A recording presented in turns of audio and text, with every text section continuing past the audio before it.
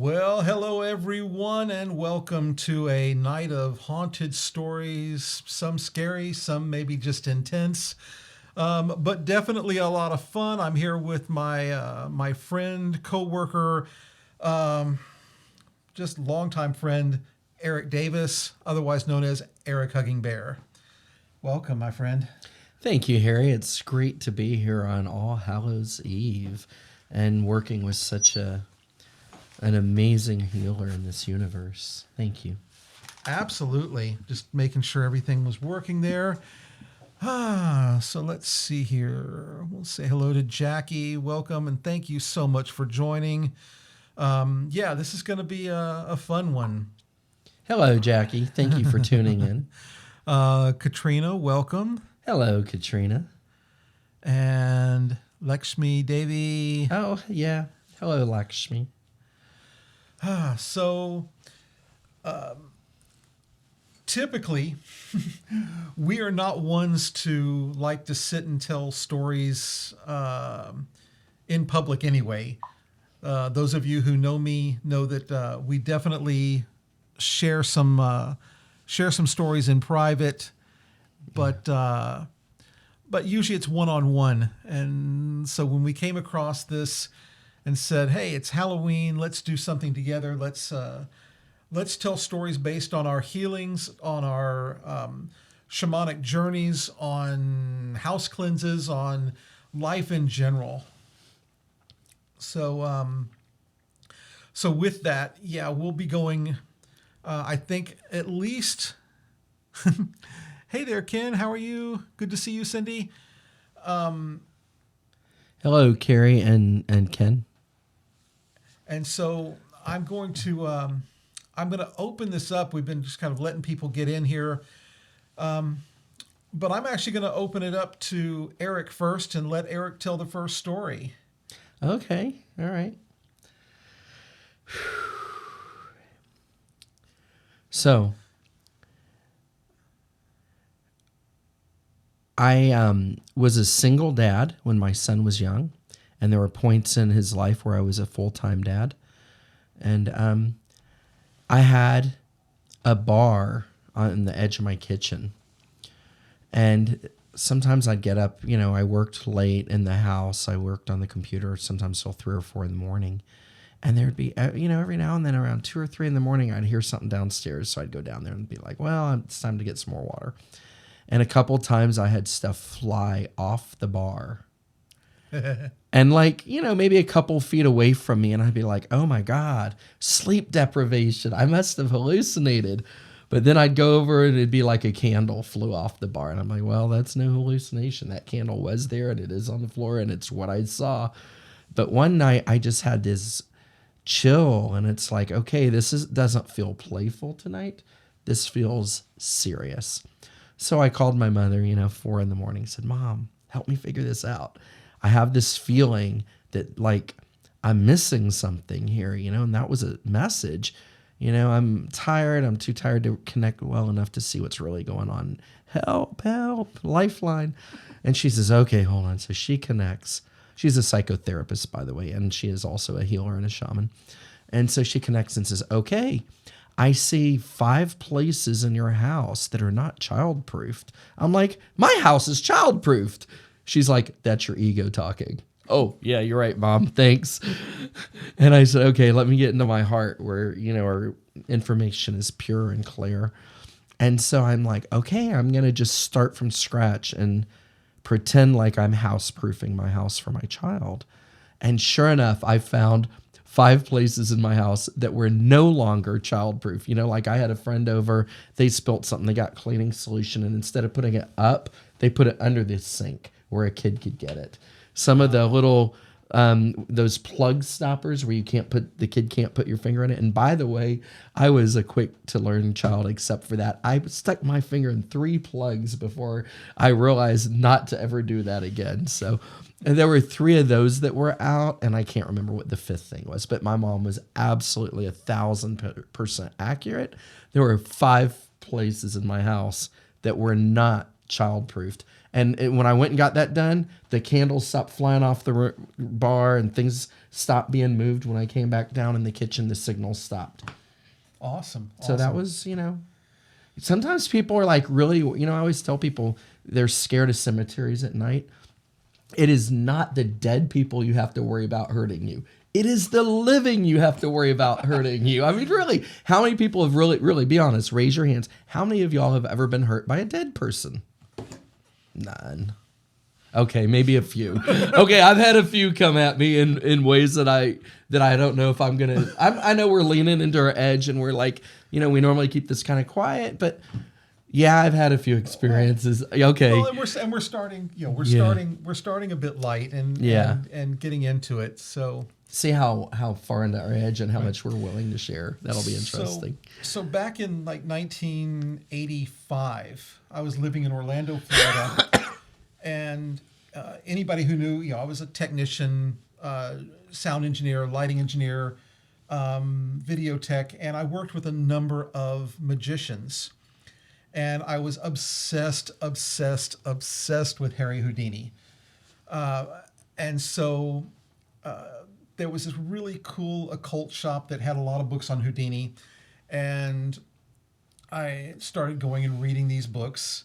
And one thing led to another, and then these other guys go, "Oh, you like reading this and this? Well, here, you should start reading this." And they started giving me books based on quote-unquote real magic, not stage magic. And so I started reading these books and getting deeper and deeper into it, and I was loving the power feeling that you get from that, because it is real. There's a lot of real magic in this world. Whether it be the Wiccan people, and some are good and some are bad, just like anything. So I started getting deeper and deeper into it, and they kept feeding me more and more information. And for a young guy who didn't really have a lot of friends in Florida, trying to make you feel special. And we've all special, and we've been through this. We've watched this happen. So one day I'm walking from my work, which was King Henry's Feast, down about 2 miles to SeaWorld. So I was just at the other end of International Drive from SeaWorld. And this, during the time, was just a big, long field. And I see this gentleman walking towards me, and just kind of looked like a Native American, jean vest, blue jeans, nothing really special. I think about it now because of what happened as he got closer to me. And he gets there and goes, "Young man, you need to stop what you're doing." And me being the cocky little thing that I am, and I said, "Well, what the hell do you mean? All I'm doing is walking." Because I'm not thinking on his level. And he goes, "No, you know what I'm talking about." I'm like, "No, I don't know what you're talking about." And he finally looks up, he just gives this exasperated look, and he goes, "Black magic, dark magic. You're getting involved with people that are going to cause you harm, and you need to stop it right now." And he goes, "And all you have to do is just break away from them. Anything they've given you, give them back, and then step away." He goes, "You're a good kid, but you need to get away from this." And so I'm like, okay. And by that time, my palms were sweating because I'm thinking, okay, well, he knows that I'm doing this, and I couldn't figure it out. And I said, "Well, okay, thank you." And he goes, "Okay, remember what I said." And so he goes past me, and I start walking. And all of a sudden, I turn around to say something to him, and he's gone. And there's 6 blocks. There's like 6 blocks of open field during that time. This was way before International Drive was built up. There were no cars, no anything. This man disappeared. And sure enough, as I went to give them everything, they kept saying, "Oh, no, keep everything, keep everything." I said, "No, I need to do this." And I saw a light image of him come into the room, and they saw him, and they stopped, and we never talked again. So even though this was years and years before I ever started my healing path and my real esoteric path, it's the first story that I really have a great memory of, and something that I've heard told by many people since. So there's where that is. Hello, That's beautiful. Mary. Hi, Mary. Hi, Ingrid. Hi, Hello. Kenneth. Yes, hello, Ingrid. Thank y'all for tuning in. It's great to see y'all. See, is anybody else that I missed? No, so far we're doing good. Nice. So, next. All right, next. All right, so this may be, I never really figured out whether they were angels or ghosts. I think they were angels, but that's, couldn't quite tell. So I was driving down Fannin, and this was around college when I was, living on a tiny little budget. And I remember thinking, wow, I've got like $32 to make it until Monday, and that's like 6 days away. And so I'm driving along, and I pull up at a light, and there's this guy that said need $17.80 something cents or whatever it was for a new belt on my van, broken down from out of town. I'm like, okay, so I pull up, I go all the way around, and I finally make it over. And the medical center is not easy to navigate. You have to, go make U-turns and back turns. And finally I got back to him, and I called him over, and I just looked him in the eyes and trying to figure out whether he's being honest or not. And I felt like he was being honest, and I was supposed to give him the money. So I'm like, okay, well, where's your vehicle? And he told me, and I said, what's it look like? And seemed like he was telling the truth. So I said, here's 20. That's a little more than you need, but that'll get you, a drink or something, some water or food or whatever. And he looked me in the eyes and said, thank you, Eric. And I went, I said, what? He said, thank you, Eric. You have no idea how much this will change my life. Thank you so much, Eric. I really appreciate it. Did you just call me Eric? He goes, yes, I did, Mr. Davis. I was like, okay, maybe I had my name on a piece of paper or something. And at that point I got chills, but they were good chills. And then he smiled and said, you will be blessed. Thank you.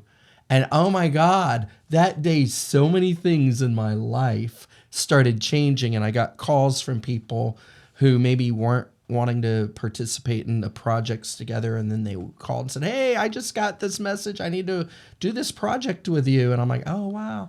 And it was like so many things changed from that moment forward.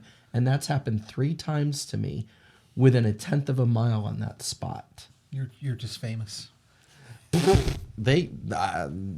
was from out of town. This was before I was doing radio. I was in college. You were. I think the word is infamous, brother. Infamous. I'll own infamous. I don't know about famous. So,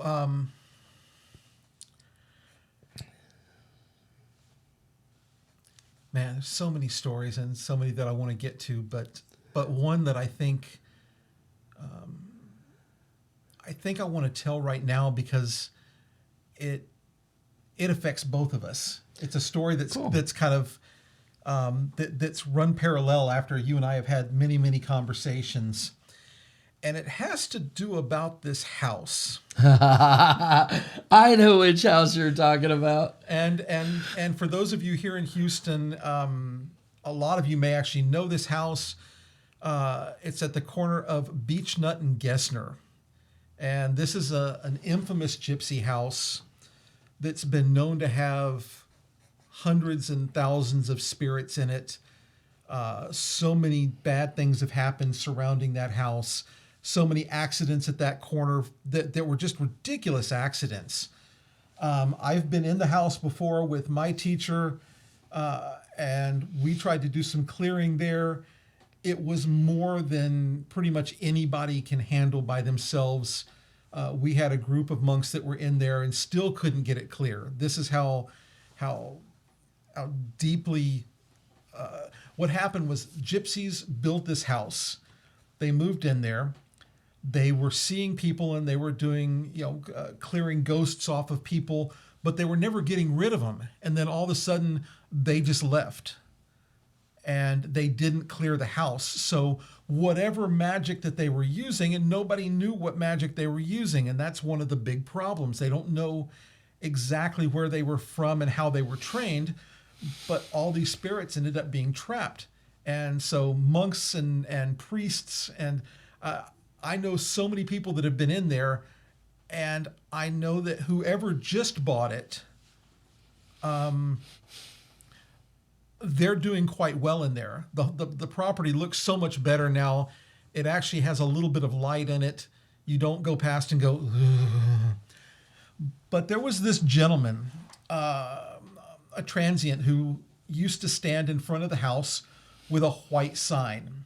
He never asked for anything. He was there day in and day out. He would accept something if you offered it, but he never asked for anything. He didn't put any stories on his white sign. I found out later that the white sign was made of metal because people were throwing bottles at him. And I just stopped to drop water off to him one day, and he's like, thank you. And I said, so why do you choose to be here? And he looked deep into my eyes, and he had the most beautiful, beautiful blue eyes. Mm-hmm. And I asked him what his name is, and he said Norman. And I said, okay. And so we talked. And he goes, but there are all sorts of crazy stuff happens in this house. And I said, are you here to protect it? And all of a sudden his voice changed. His skin on his hands became velvety smooth. Because back then we could actually touch somebody. And I felt safe with him. And I asked one more time, I said, so what was your name? And he says, Fate. He had taken on an angelic body. The angelic body had taken his body on because he didn't drink. And that was why they could take over his body very easily. Every time we talked to him, all he wanted was water and fruit. Every once in a while he would ask for a McDonald's, but most of the time it was just water and fruit. And myself and Master Lam Kwan and a group of people that were with us, when I went to India, they took care of making sure that he was always fed and that he was always had drinks, and he would take stuff and give it to other people. But he was there protecting it. And then a number of years later, I hadn't seen him for a long time, and it came through another medium with a friend of mine. She was having a reading, and they kept saying, Norman says hello. Norman says, I'm okay. And she was one of the people who, this friend of mine was one of the people who constantly fed him and gave him drinks and everything else. And all of a sudden it clicked, and I went, Norman, Fate, Norman from the house. And she goes, oh my God. And it was there. And the woman says, he says, thank you for everything you did. Thank you for always keeping him fed. He will always watch over you. Beautiful. The beginning or the end. So,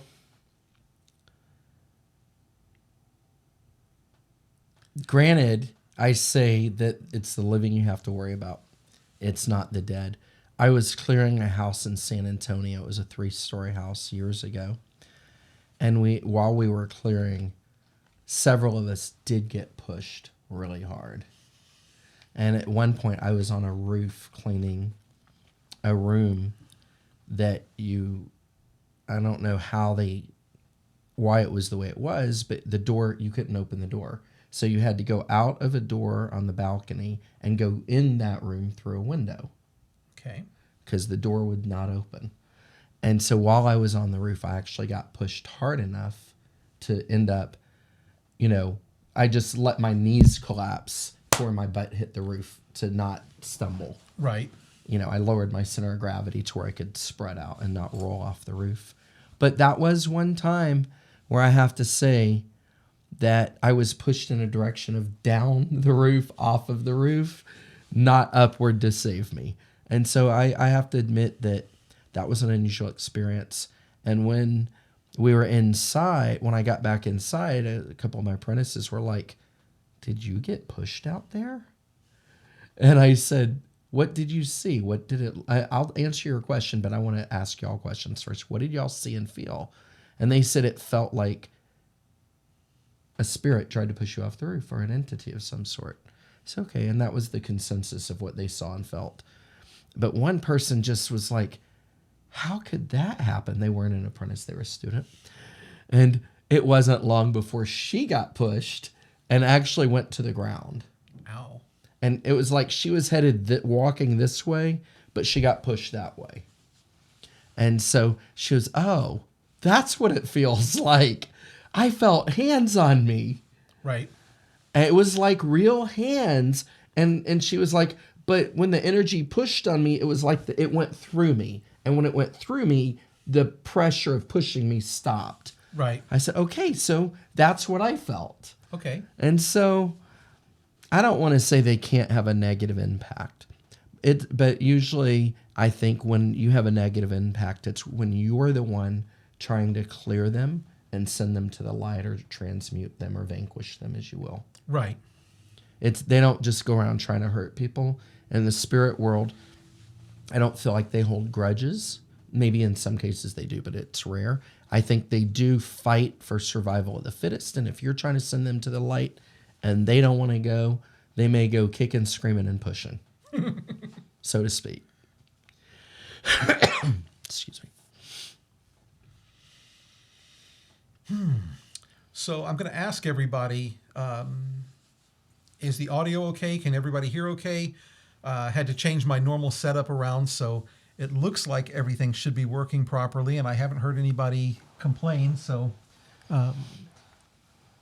but yeah, just let us know if there's anything we can do to make this broadcast better. Also, if you have a question, please feel free to post a question in the comment bar, and we'll try to answer it the best that we possibly can. Awesome. Thank you, everyone. Thank you. Thank you. Next story. For a while, I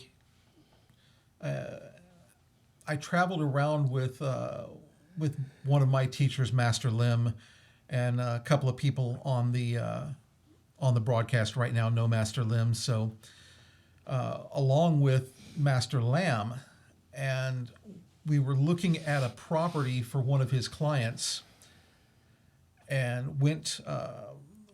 There were 1, 2, 3, 4, 5, 6. I think there were 6 of us that went that day. We'll get to some more angelic stories, Carrie. She's saying more angel stories, please. Oh, yeah. But it is Halloween, and he and I, Eric and I, have discussed doing a series of these talks with different topics, and definitely some more angelic topics. But there'll still be some more stuff here, but not this one. Trust me, not this one. This one is not the angel story. Sorry.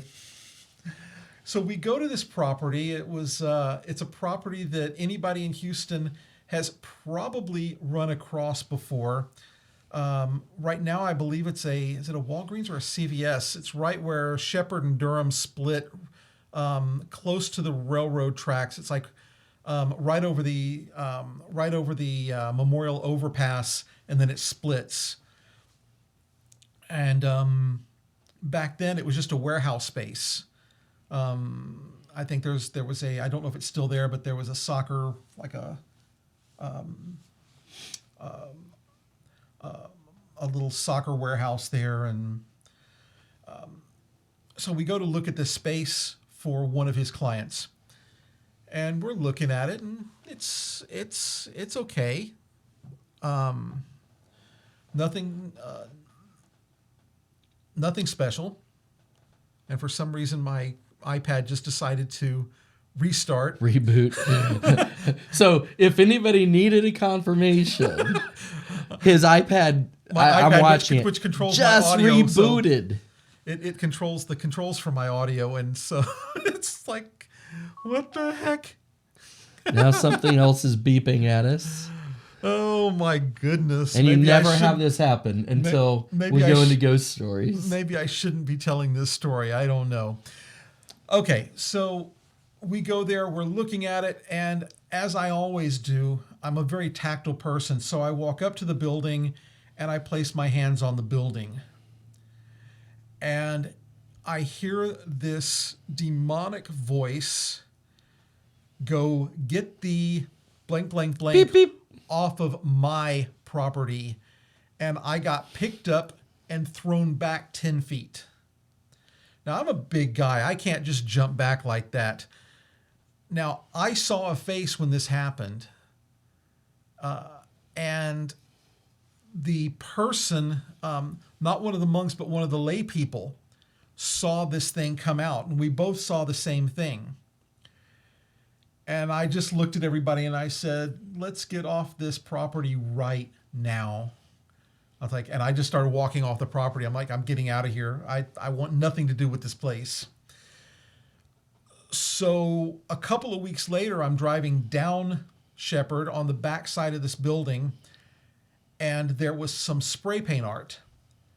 And the spray paint art was the exact face that I saw. It was the exact face. And so my friend Kevin drove in that area a lot, and I said, you need to drive past here. And he drove past and says, I'll never drive past that again. He's like, he would go out of his way not to drive down that portion of Shepherd when it was still there. It ended up getting demolished, and now it's the CVS, I think is what it is. And I know that during the first 6 months of that CVS being open, they had more ambulance calls than any other store in the country, by people having seizures and things like that. Wow. So, yeah, crazy story. And I, to this day, there are times when I've needed something, and I always drive to a different location. I drive to a different location. I refuse to go into that location. Wow. Yeah. So I guess it's next. So many years ago in a galaxy far, far away, I was doing a night of channeling, and these three ladies that were friends came in, and they had been in a rehab together, and they came in for support and staying sober.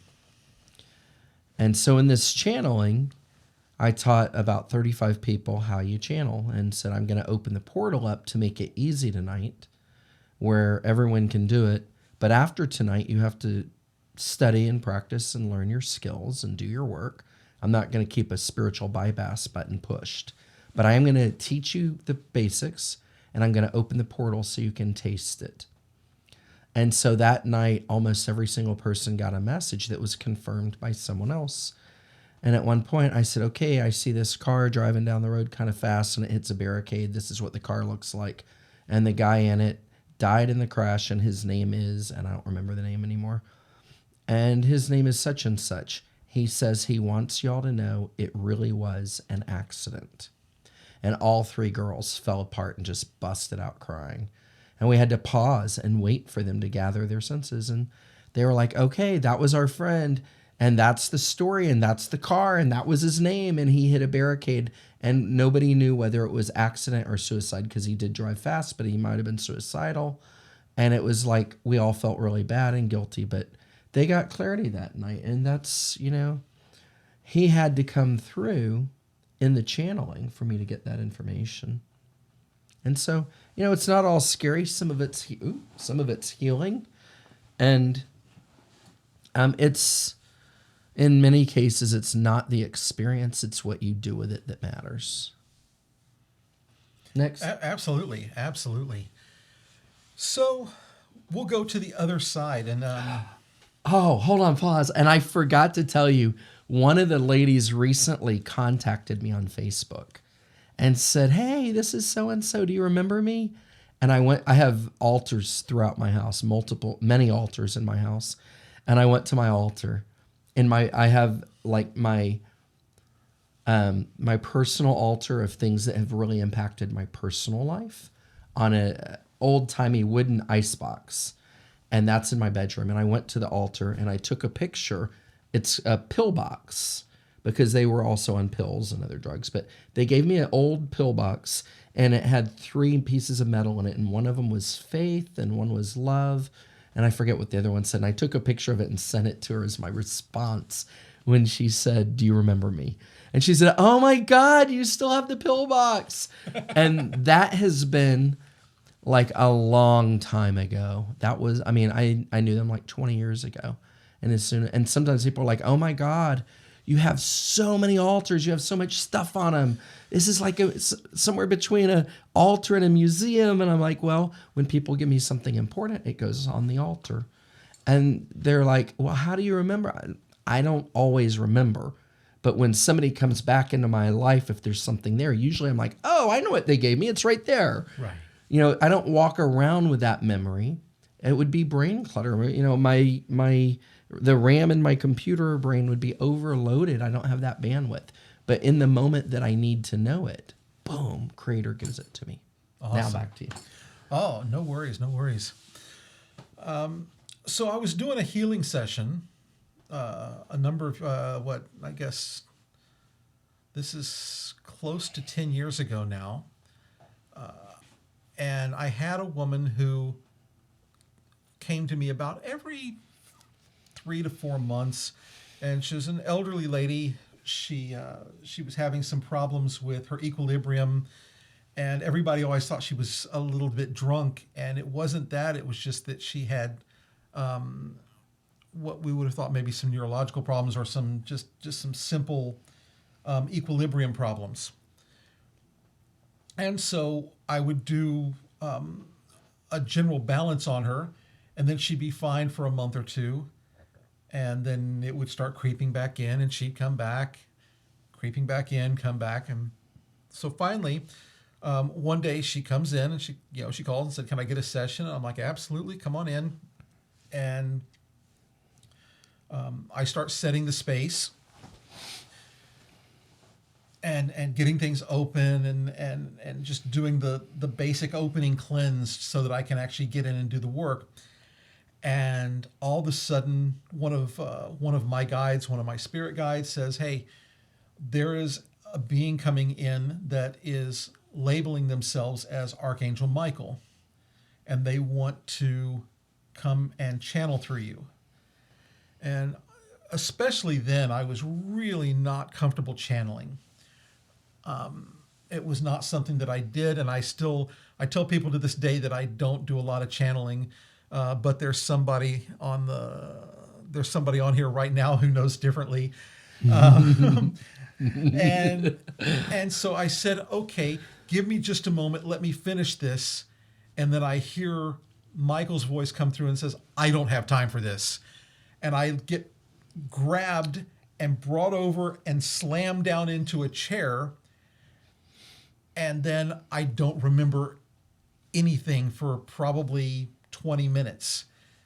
And she told me afterwards that he came through and taught her how to pray, because she was always praying for her family, but she was praying with her energy. So she was being the healer instead of asking Michael or Gabriel or Christ or Mary or just any of the beings that she resonated with. And so he started talking to her about this and said, "You have to have absolute faith and absolute trust. And you must ask us specifically. Tell us what you want. Be as specific as possible. If you've got a family member going through something, tell us what it is. Because if you just say, 'Go heal Mary over here,' we're going to we're going to go and we're going to do a blessing, a blessing healing. But if you say, my niece Mary has got a heart flutter, and we need for this heart flutter to rebalance and to go back to normal," then they know, okay, well, this is what we need to do. So when you ask for something, are you asking in a general form, or are you being specific? And, when I came back, I knew that I had been entered by an angel. There's a feeling, I've had it happen a few times. There's just a feeling that goes through your body. And the information that comes across is always very specific. Once again, we're getting into this whole world of specific. It's very specific to what you need and to what you're asking for. So So there's your angel story, Carrie. How do you like them apples?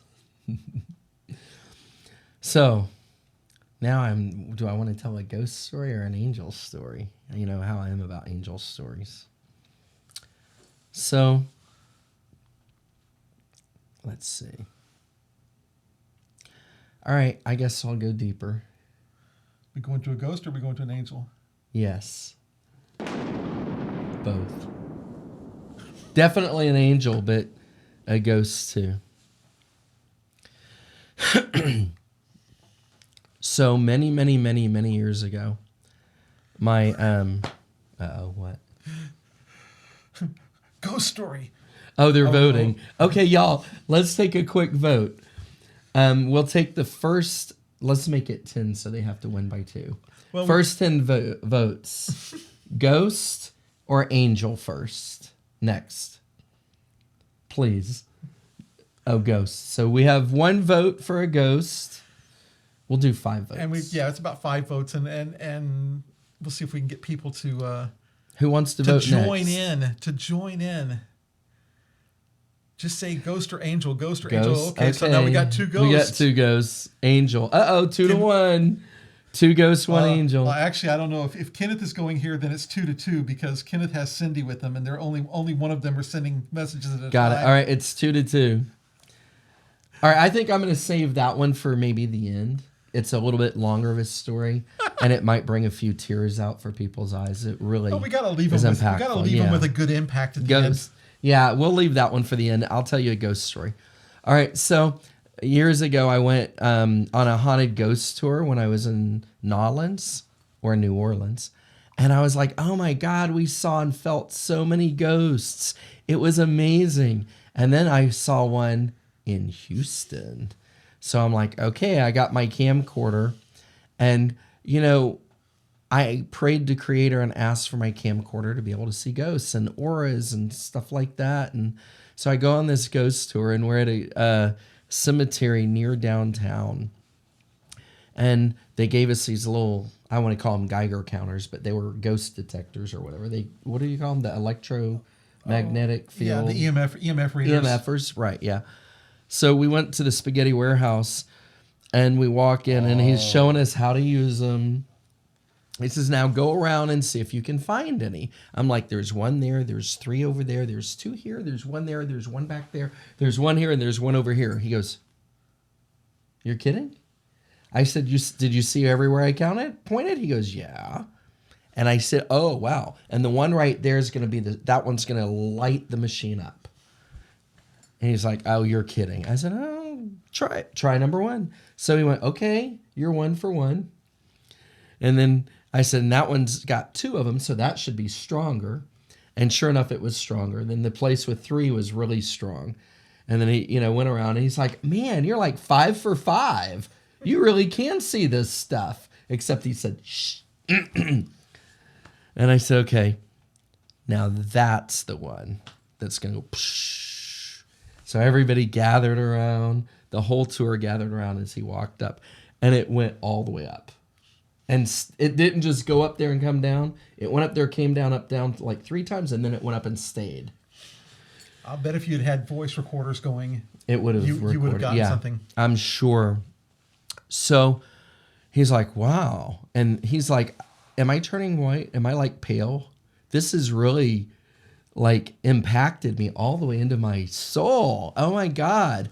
You can really see him? I said, not always. I have to really connect to Creator. I have to get out of my ego. I have to get into my heart and my divine connection. And then it's like you don't see them with your normal vision. You feel, and then you can kind of see them in a translucent manner.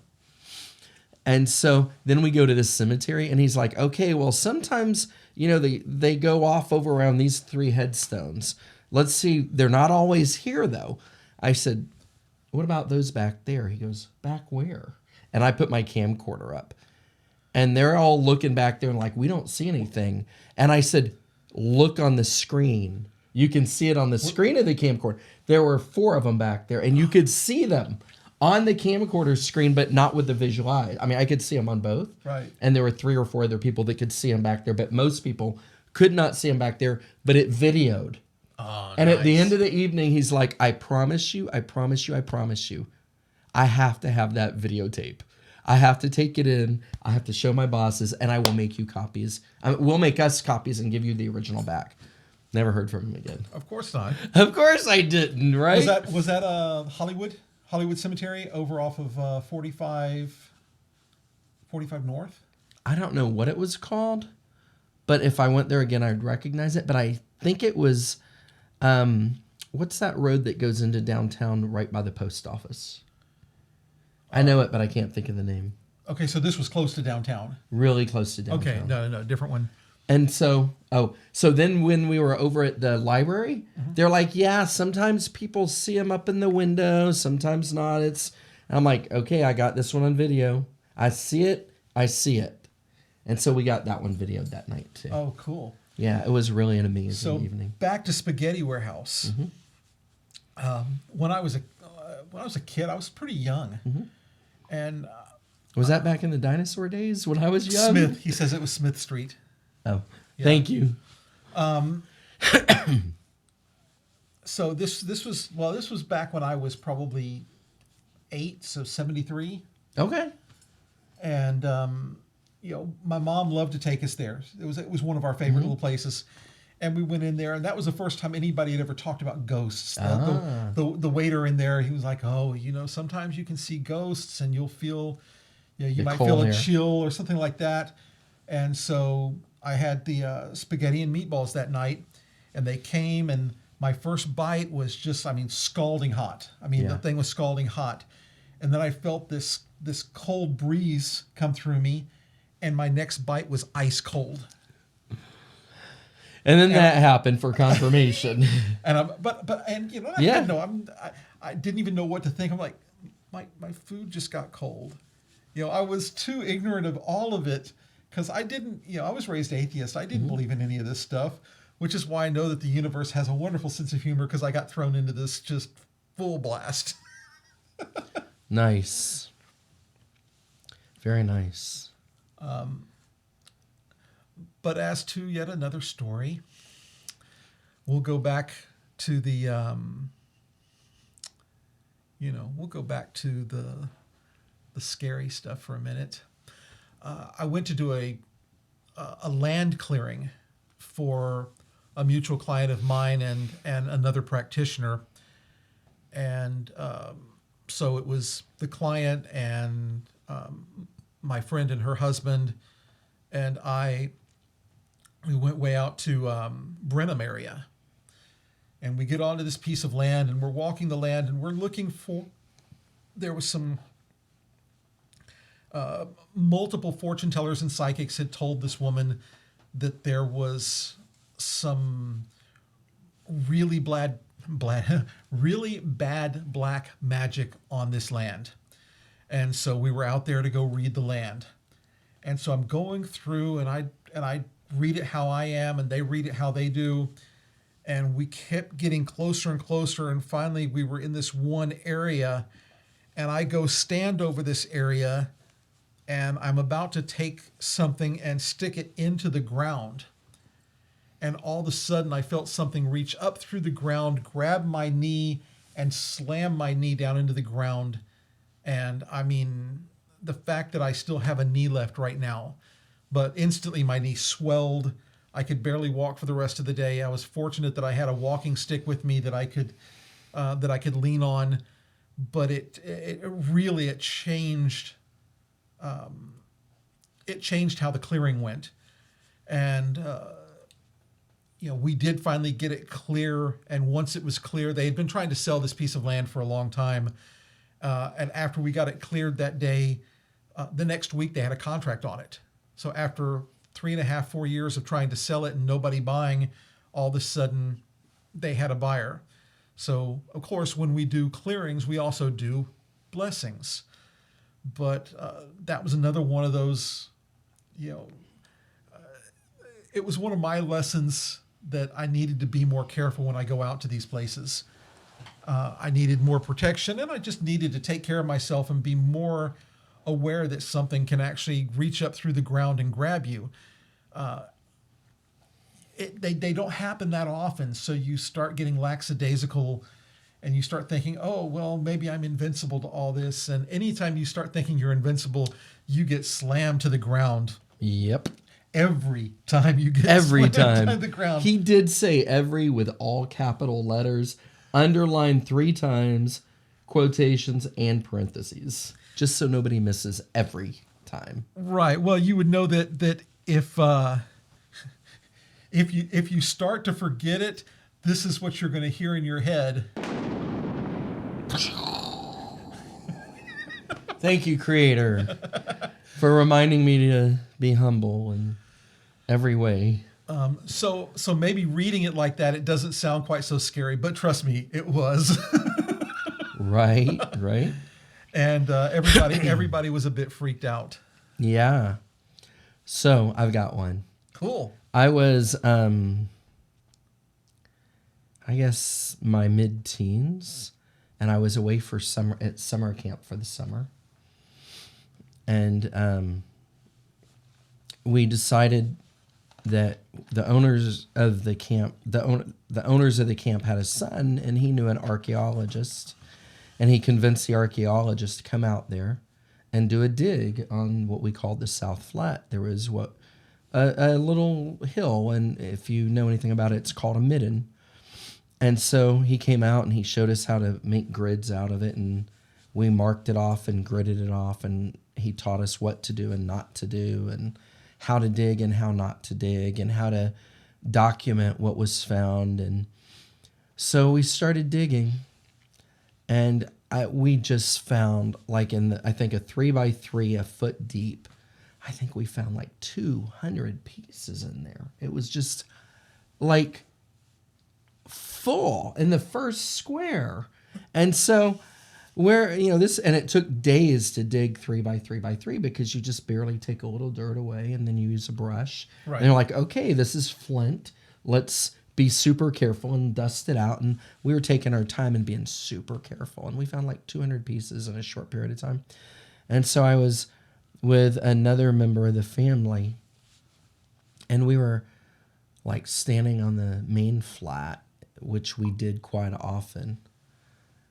And I said, do you hear that? And I said, what? I said, now that all the other counselors have gone to bed and it's just you and me and we got quiet, do you hear the drumming and the singing and the chanting? He goes, did you have to ask? Now I was thinking, God, I kind of hear something. But now that you've asked, it's clear. And now I'm focused on it. Where do you think I said the South Flat? He goes, you mean where we're digging? Native American stuff? And now we have drumming and singing and chanting, and it sounds like Native Americans out there having a powwow. I said, let's go to the South Flat. He said, are you crazy? I said, no, are you coming with me? I'm going. They're having a powwow up there. I'm going to go join them. He said, absolutely not. I said, okay, I'll see you at breakfast. He says, you're going without me? I said, well, if you're not going, I'm going without you. He says, well, you are my junior. I guess I better go with you to protect you. I said, I don't need protection. I'm going to go dance with him. And sure enough, the closer we got, the louder and clearer it got. And Nice. And as we got maybe 200 yards away, which is about 500 or 600 feet, I got this chill on my back that caught my attention. I'm like, okay, what's the message? And then it was like something kind of gently grabbed my shirt and pulled me back just a little bit. I said, oh, we're not supposed to go any closer. They're having ceremony, and we're not to not be here, but we're not to join. And he said, phew, I thought I was going to have to go all the way in and protect you. And it was super loud at that point. There was no doubt. It was like if you had a radio right in front of you and turn the volume at 3 or 5. It wasn't at a 10 hurting your ears, but if we'd gotten close, it would have been super loud. And so we heard that every night that year, because he and I always were the last two to the last two up with the counselors. Right. We were night people, and it was like, the wake up bell was at like 7:30 or 8, and we would stay up till like 6 or 6:30 or 7 and go get an hour of sleep and have our day. And so we heard it every single night that year, and I heard it almost every night that I stayed up late there from then on. So then many, many, many years ago, there was a camp reunion, and we were there, and I mean, a lot of people stayed up till 3 or 4, and around 4:30, I look at him and said, "Do you think," and he goes, "I knew you were going to ask. Why did you have to ask?" And I said, "Why are you resistant?" I mean, he goes, "I don't know. It's creepy. It's, creepy deepy stuff." I'm like, "It's the living you have to worry about, not the dead." And so he said, "Well, I guess I can't let you stay up all night and listen to see if they're going to be here without being up to protect you. You are my junior." And we just laughed. And sure enough, we heard him. We didn't go, we were, many years older, and we didn't walk. It was a long walk up a hill to the South Flat, at least at 5 a.m. after you haven't been acclimated to it. And so we just kind of went to an area on the river that was right below the flat, and we could hear them really loud there. And they, till sunrise again. Oh, wow. Yeah, and it was almost every night till right around sunrise. Sometimes maybe 20, 30 minutes, an hour before. How cool. Sometimes a little longer than after sunrise. But yeah, and I never felt threatened. I just felt like we had almost brought their souls, their spirit back to live longer and to do more healing on. They felt good, they felt positive, and I felt like what I heard was healing, not threatening. Right. And so I just felt like we awakened them from their slumber, and they chose to come back and start singing and dancing for humanity and the earth. So when I was in India, we were at Vulture's Peak right outside of Nalanda, and you could go during that time, and if you were well connected, you could end up staying overnight in like Ananda's cave and some of the different areas. But you could also walk up to Vulture's Peak at any point in time because you were there. There was security down on the ground. You didn't really have to worry about anything. They don't let anybody up there at night anymore unless you're just because of all the security issues and because of the state of everything right now. But during this time, we stayed overnight. And I remember about between 1 and 2 in the morning, I kept hearing noises up on top of Vulture's Peak. I was down in one of the caves. And so I walked up, and I could see like an apparition of the Buddha sitting there with just monks everywhere listening to the Buddha talk. And I could hear it. I couldn't understand a lot of it because my language skills are not great, but the Pali that I could hear, I understood enough of it to know where the teaching was going. And so I'm standing back, and one of my teachers comes up and he goes, "Can you see them?" I said, "Yeah." And he goes, "Come back here, come back here, come back here." Sorry, I was talking a little bit too soft because that's how he was talking to me. But he's like, "Come back over here, come back over here. Sit down, sit." And so we sat, and for probably an hour, we got to just watch this. And it truly was, I don't even talk about it too often because part of me thinks to myself, just like, did that really happen? I mean, I've had crazy stuff happen, but, when I talked to him the next day, he says, really what we were seeing was the energetic imprint, because this was of the Buddha. This was of the fully enlightened one. This is a man who had so much power, so much incredible power. And he that energy is just so implanted there. But only at night, so late, when there's nobody talking, there's nothing going on, can you begin to see this. And he said, if you saw it a number of times, you would see and hear only the sutras which were ever spoken on Vulture's Peak. And so when you go back to the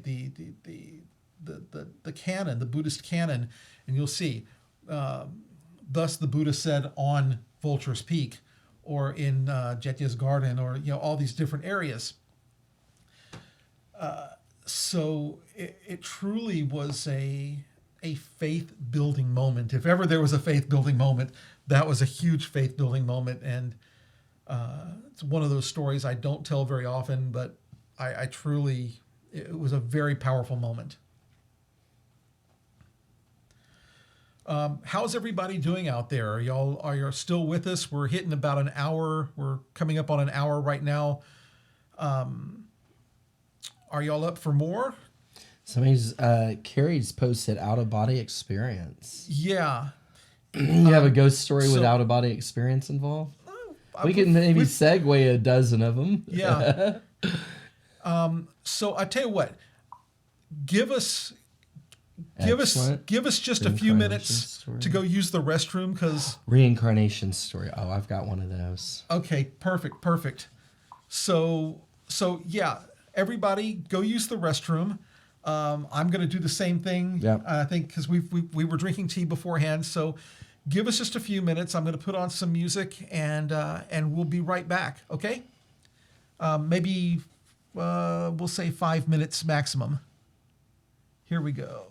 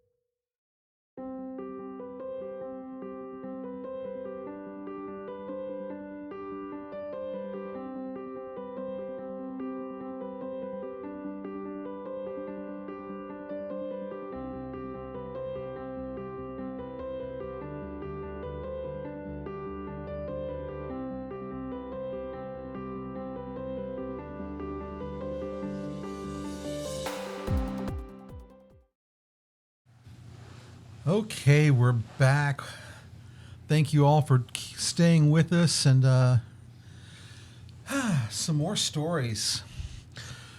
So we've had uh, reincarnation stories. We've asked for channeling story.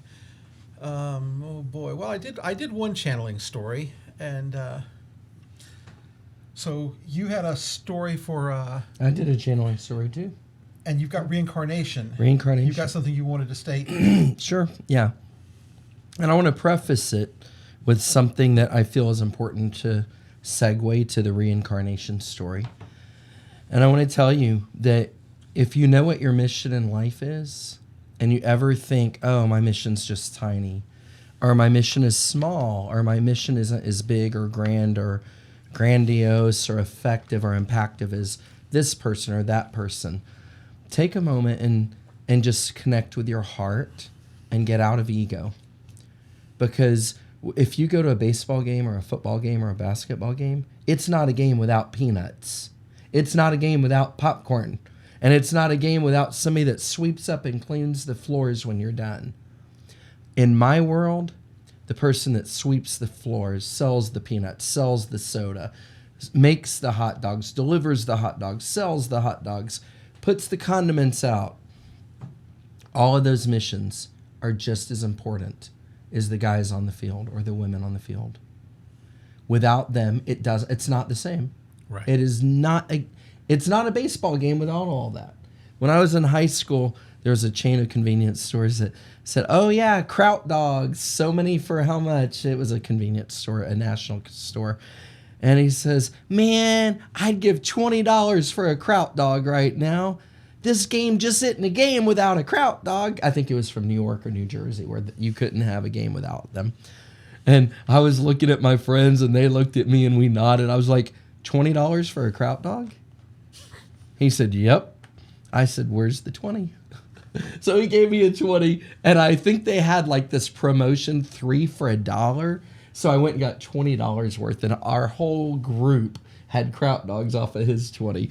By the end of the night, we all gave him his money back, but it was just fun to let him think he bought everybody dogs for a while. And so, you know, in his words, it's not a game isn't a game without a Kraut dog, and a game isn't a game if the trash on the floor is this deep because there's nobody to clean it up. So take a moment and realize everybody's mission are like gears. And if the gears hit each other, it's not working. But if they all fit together and turn together, Right. then you have a complete mission. So whatever your mission is, just know it's as important as someone else's. Sometimes people will, when I'm talking about missions and helping people find their mission or inspiring them to go deeper and further in their mission, sometimes they're like, well, but you help thousands or 10,000s of people. I'm like, okay.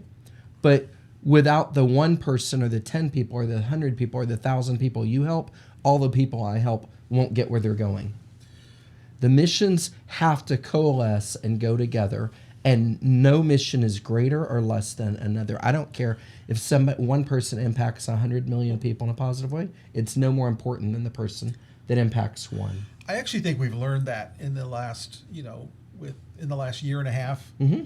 I think that we've seen where people that were always in our life taking care of things that we didn't even notice were suddenly not there and suddenly weren't doing those jobs. And so our whole paradigm had to shift because we didn't have those people.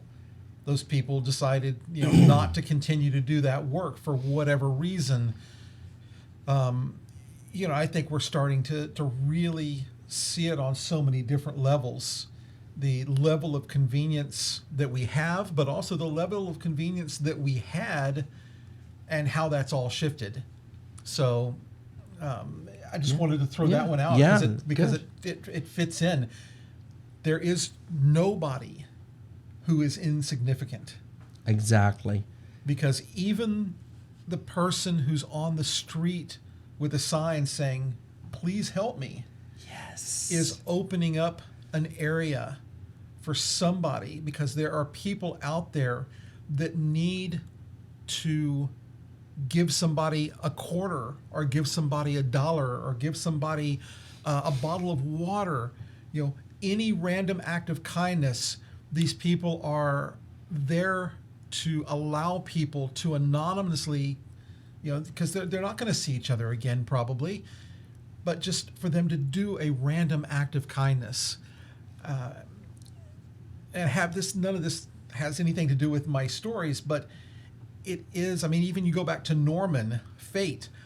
I went just trying to do a random act of kindness for somebody, and I ended up meeting an angel face to face. A man who had rough hands, who then in an instant changed into an angelic being coming in and now having smooth hands. So, that's the level. We never know who we're talking to. That's a big one. Yes. You never know who you're talking to. Yeah. And never judge a book by its cover. And so I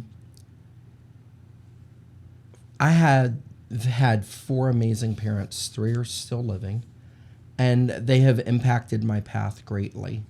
And in many ways, I know that if I didn't have the parents I had, I probably wouldn't be doing the work. And I probably would not have stepped into the shoes of working on my mission.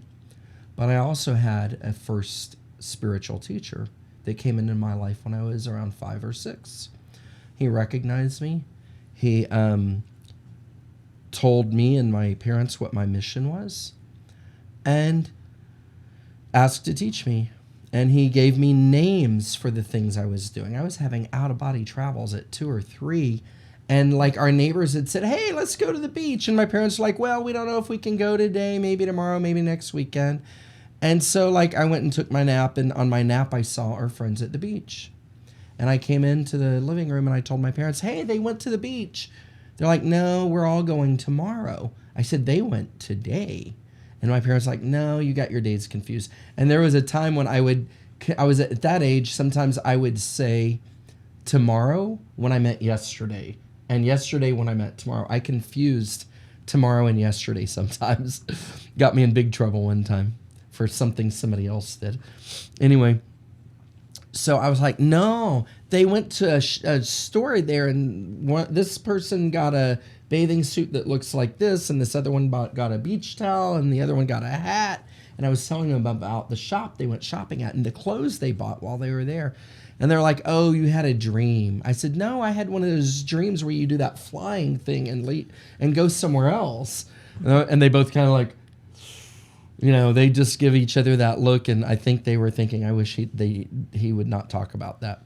So anyway, my first teacher had 1 student, and that 1 student was me. And then he went to live his life as he chose and desired. He said, I want to be a recluse. I want to go live in the woods with my pets and my livestock, and that's what I want to do. And he never took on another student. Some people think I just fried every bit of patience in his body and he was no longer fit for it. But the interesting thing is I always felt a strange connection with him. And then when I went through my divorce, I was in my late 20s, and I had a really tough time. And so I spent a lot of time introspecting and doing soul searching and shadow work to see what was my part. What was my part? It's half and half. What was my part? And then one day I was yanked out of my body by the scruff, And I'm looking at this place that has huge chain link fences and forest on one side. And there are guys wearing green. They're playing basketball. There's barracks all over. And I'm like, what is this? Why is this so familiar? And so finally, I asked for more data. And so then I would go and I would see that, and then I'd go further in and see more. Right. And so I would start out at the barracks and the basketball, and then I'd go in and see more. And eventually I saw a guy getting blown up in an explosion. It looked kind of like a landmine or a hand grenade. And when I saw it, I felt like it was me. And so I'm like, okay, what is the significance? And then I saw my first teacher after that, and I was like, oh, that felt like me. The next time I saw the guys at the barracks, I saw my first teacher and that guy. So I'm like, okay, what's his name? What's his name? Okay, I got to go back. I got to go back and see the name on his shirt. And it was like I got this short little flash and it looked like it said Schmidt. And so I called my first teacher and said, did you know a Schmidt when you were in the military? And it was the longest silence I ever got from him. I was like, hello? Are you there? Are you there? And I'm like, well, is he breathing? Yeah, I hear breathing. Faintly, but he's still breathing. And so finally he says, yeah, about that. I said, well, tell me about Schmidt. I think I was Schmidt in my last life. And I think I knew you. He says, the place you're talking about was basic training. And yes, I knew Schmidt. And Schmidt would always talk to me and say, I'm so afraid I'm going to die here. I think he said 3 kids and 1 on the way. And I'm afraid I won't make it home. And he said, I lied to him. I told him, no, the guys with the kids all make it home. It's guys like me that have no family and don't talk to the little bit of family they have left that don't make it home. You'll be fine. He said, but he knew he was lying. And it was the one thing he truly felt guilty about in his life forever. And so I just told him, well, from this body and this same soul to that body that's not here and that soul, which is this soul, please forgive yourself. Please don't carry that around. I don't need to forgive you. You need to forgive yourself. Right. You were doing what you needed to do for you and for him. And you were doing what you could with the tools you had. There's no harm. You didn't intentionally hurt somebody. You did not maliciously or hurt somebody out of not caring. You know, you did what you had to. And so that was confirmation for me.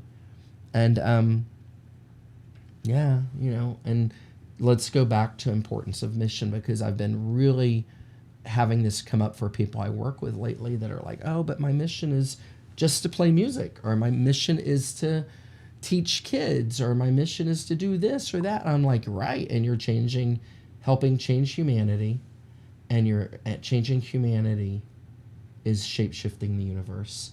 And that, you know, that's my mission. Right. But I'm not the one that does it.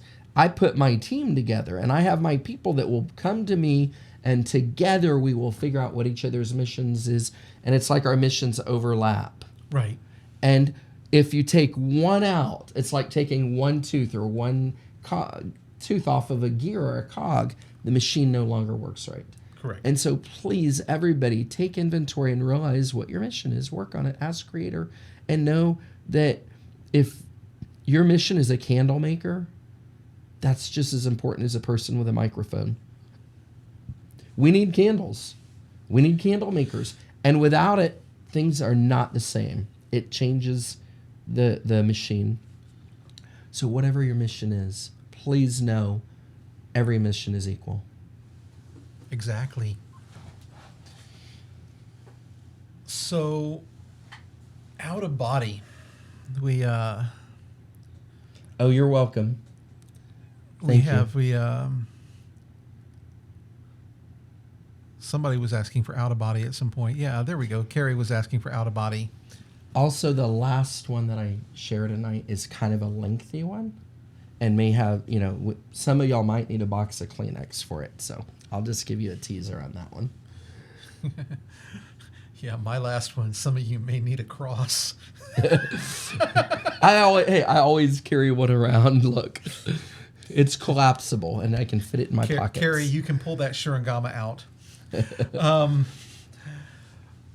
So, out of body. I guess this counts as an out of body.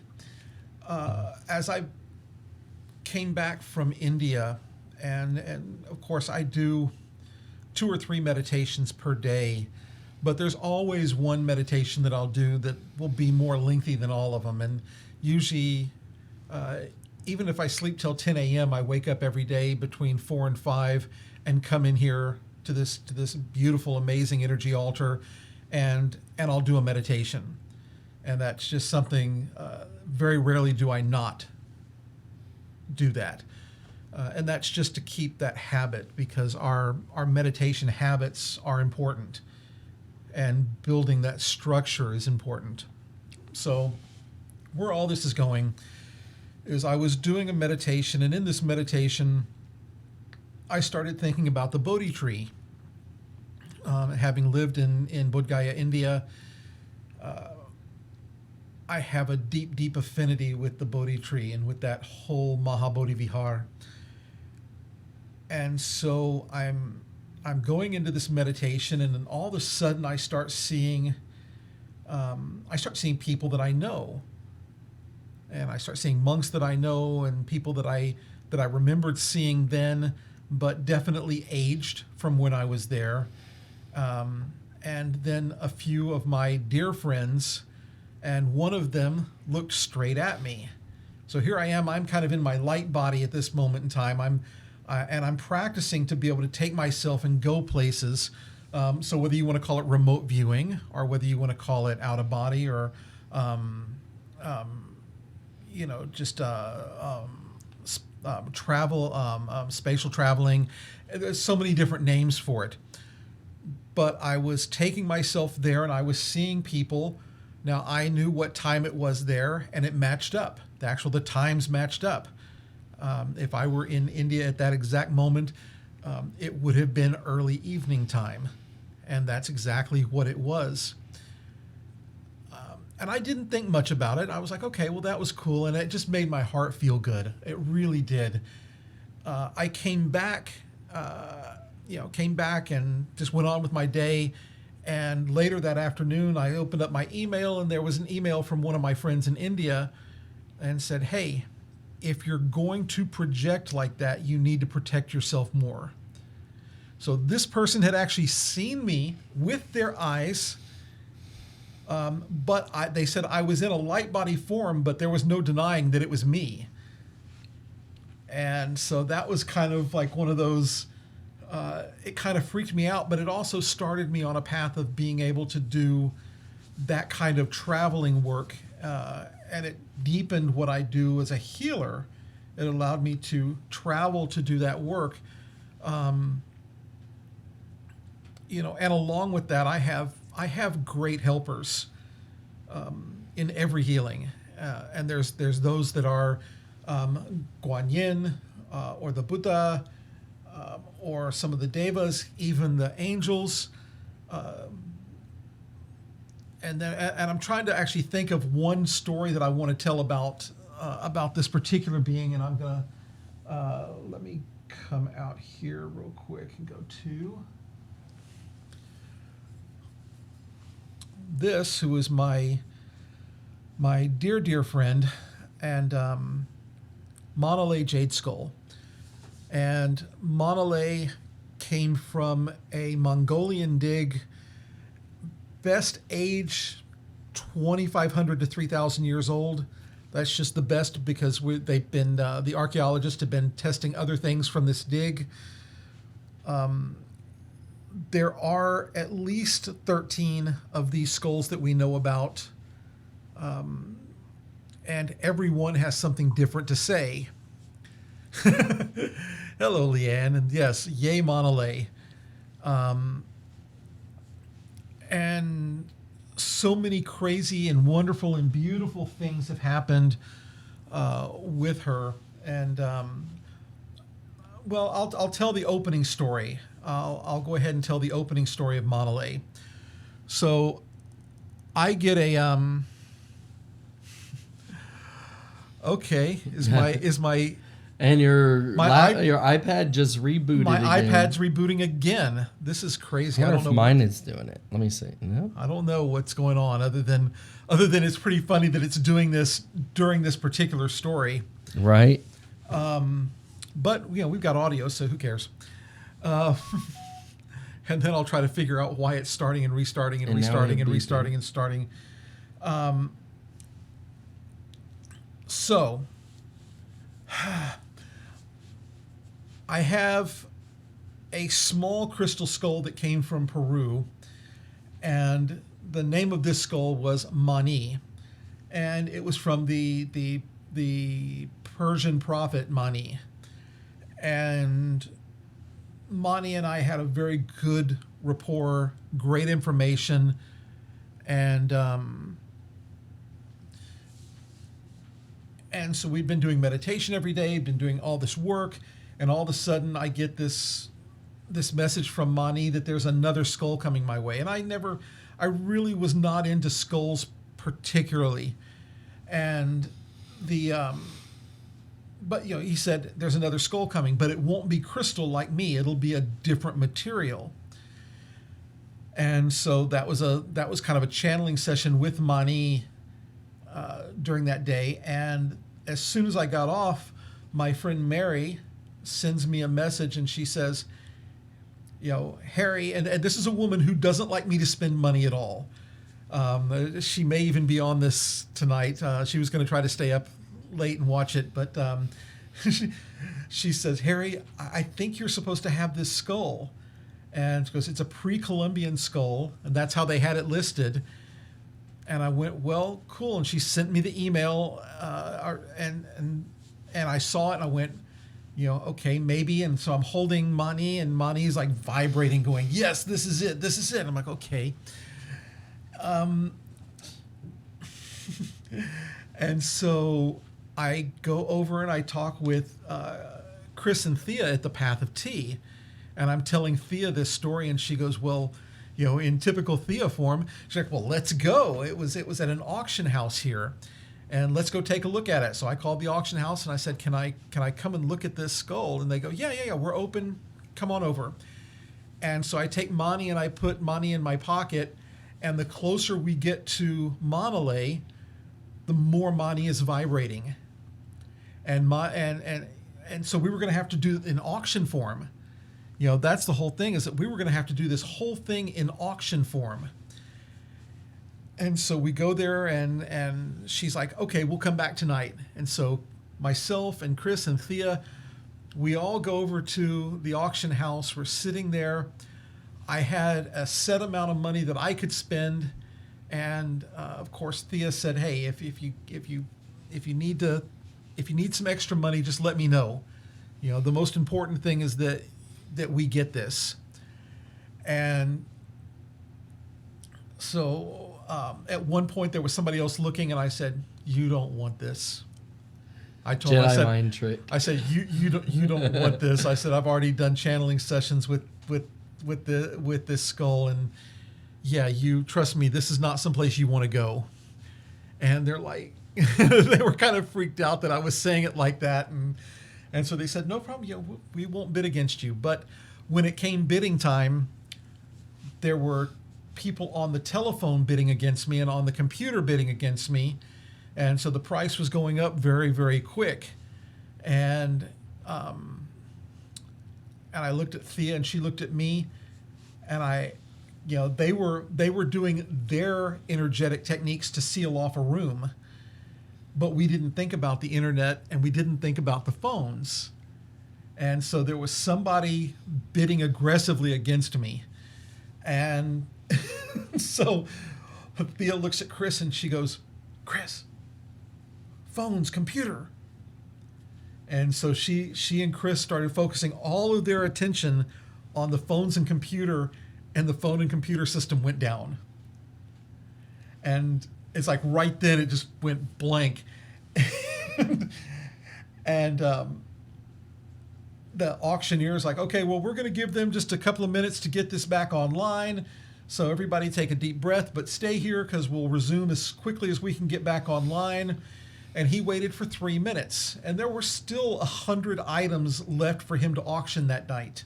And this was at night, so I mean, that's a lot of, he was moving at a very quick pace, as auctioneers do. They're wonderful.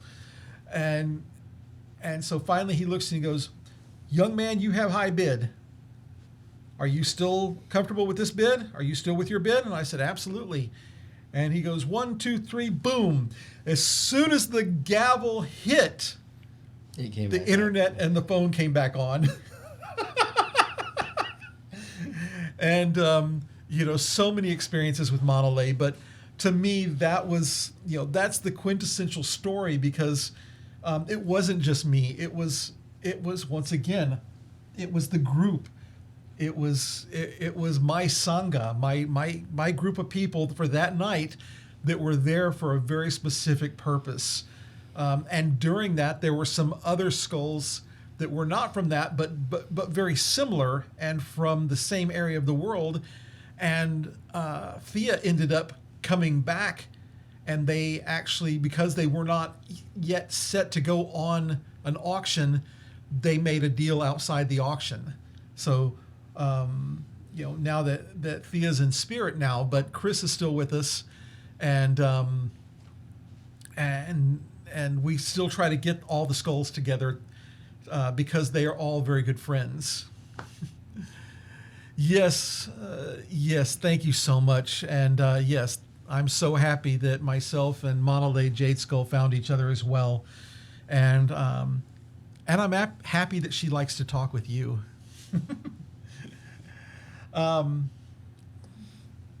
Next. All right. Well, where are we going to meander now? We've covered a lot of ground. Yeah, we've got... Give me a topic. Are we going back to ghosts? Yeah, I mean, we should stay in the realm of ghosts, yeah. But it doesn't have to be scary, Yeah. They can be Casper stories. Okay. So, all right. So there's this railroad crossing in San Antonio. Oh. And that's so much fun. yeah, and when I was married and there were 3 kids involved, and 2 she gave birth to prior to me, and 1 that I created with his mom prior to her. We went to the haunted railroad tracks where they say the kids push the cars over the tracks and the bus and all that story. And I had just driven to Tennessee and driven back from Tennessee to move one of my friends that was elderly back. And I kind of did it really quickly. And so I was really tired and I was exhausted. And I was like, tonight? Can we go tomorrow? And they're like, Dad, how can you turn down a ghost thing? How can you say tomorrow and not tonight? Because I've just been on autopilot and not slept for 4 days. I'm so tired. Okay, but let's go. So I'm like, can I sleep on the way there? They're like, well, if we don't keep making enough noise to keep you awake, you can sleep. So we get there and we're all like, okay, let's do it. And so we park the car and we put it in neutral. Nothing happens. So we're like, okay, patience. They're like, how long do we have to be patient? I said, until creator or the ghosts show up and make this happen. And so we just sat there and waited. And we're like, well, let's park on this side. And maybe we're on the wrong side, even though we'd seen it on TV and it was obvious. And so that didn't work.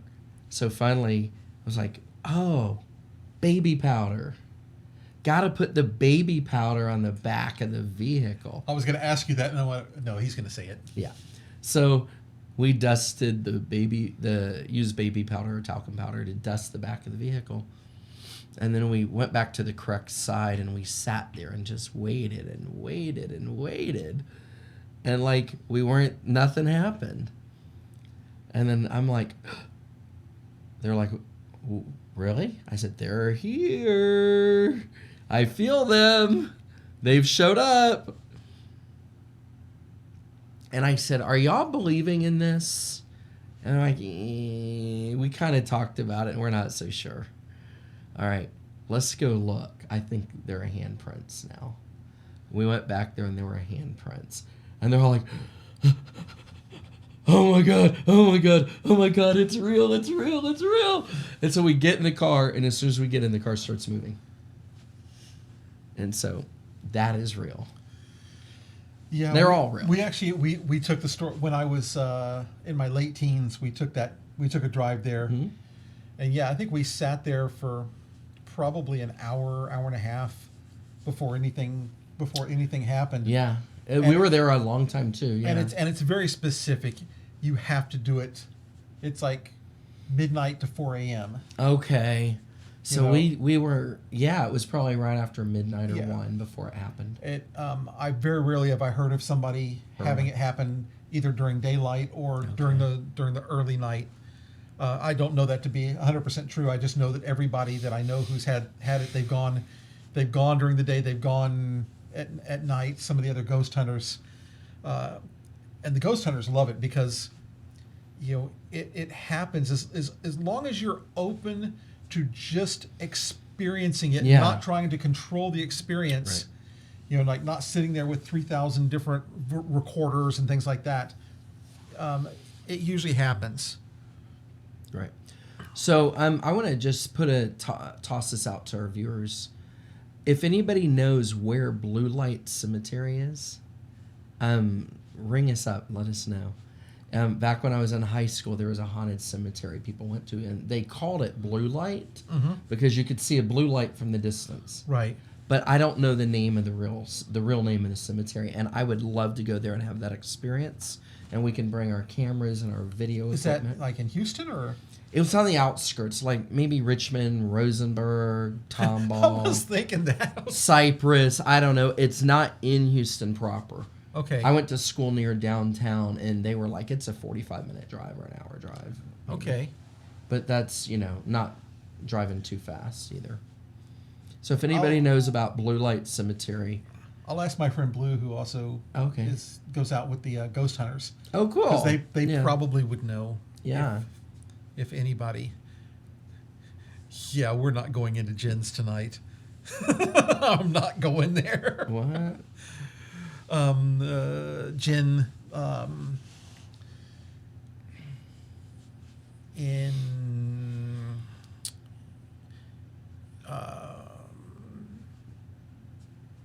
Middle East and Iran, Iraq, there are beings that called jinns that people use. So they're like she posted here.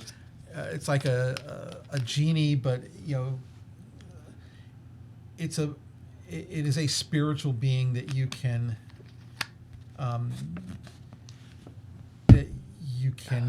get. I don't know how to explain it right now, so I'm not going to. But maybe but timing's basically, not right. It's something that people have jinns to do their bidding. So that's why they call it, and it's very specific to that area, and yeah, maybe I know some other people that are very well versed in it, and I know enough about it by myself, but not enough to talk intelligently about it and to tell stories about it. Yeah. Even though the person writing this knows that we're very familiar with them, but I think to tell that kind of a story, there's got to be a lot of preface, and I would probably want to have it structured a little bit better. Yeah, you kind of have to coalesce the information and deliver it in a cogent manner. Yeah, well, and to, I don't want to give false information out as we're doing it. So we're here. Let's see. What story do I want to go to next?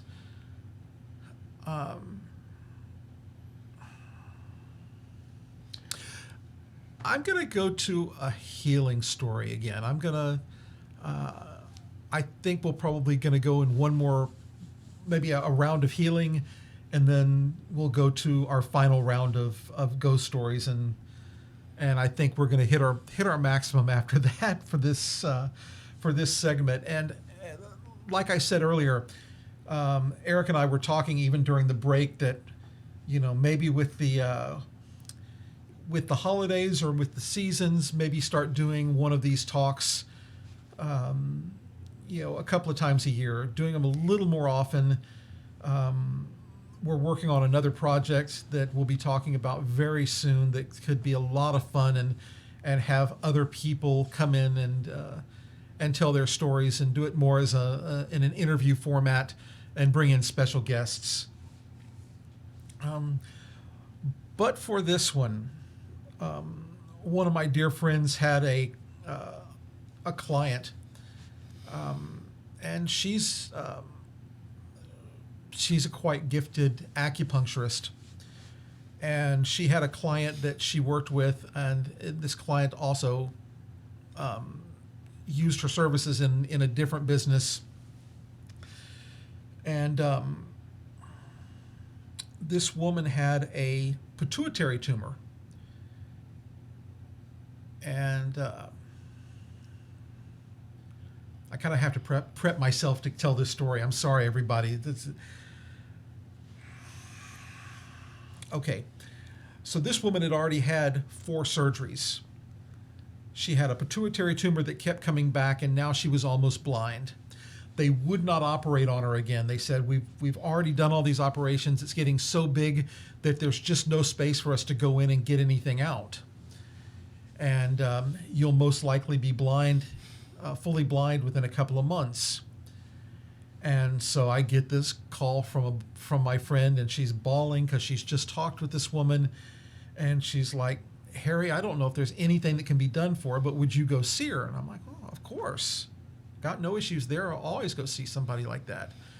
And so she comes and picks me up, and we go to, I get my bag of healing tricks, and we go and go to this woman's house, and she starts telling me her story in very broken English, because she's Hispanic and didn't speak great English. She spoke okay English, but my friend translated for me, and so did her kids.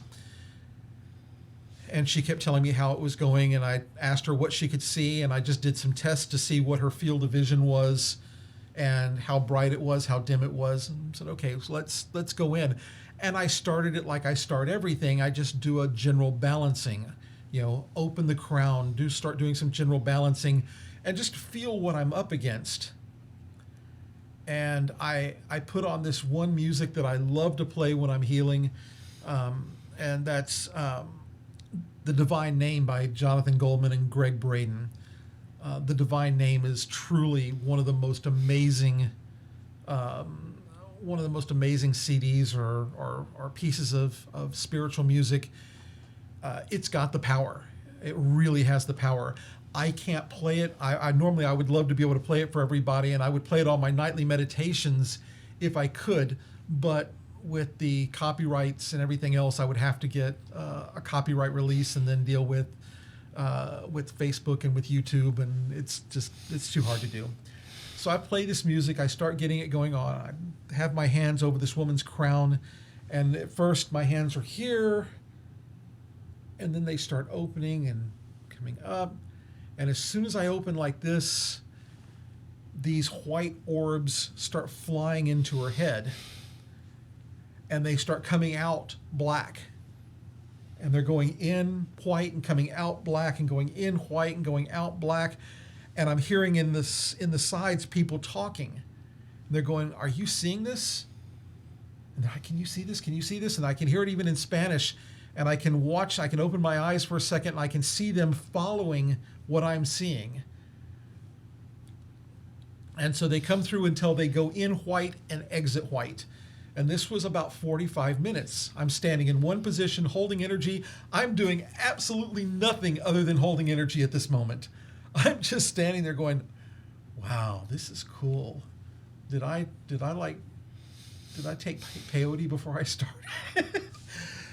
I'm just thinking how cool this is. I've never had an experience like this. This was a completely different experience. And so they're going in. Finally, they come out, they come out white. They're coming out clear.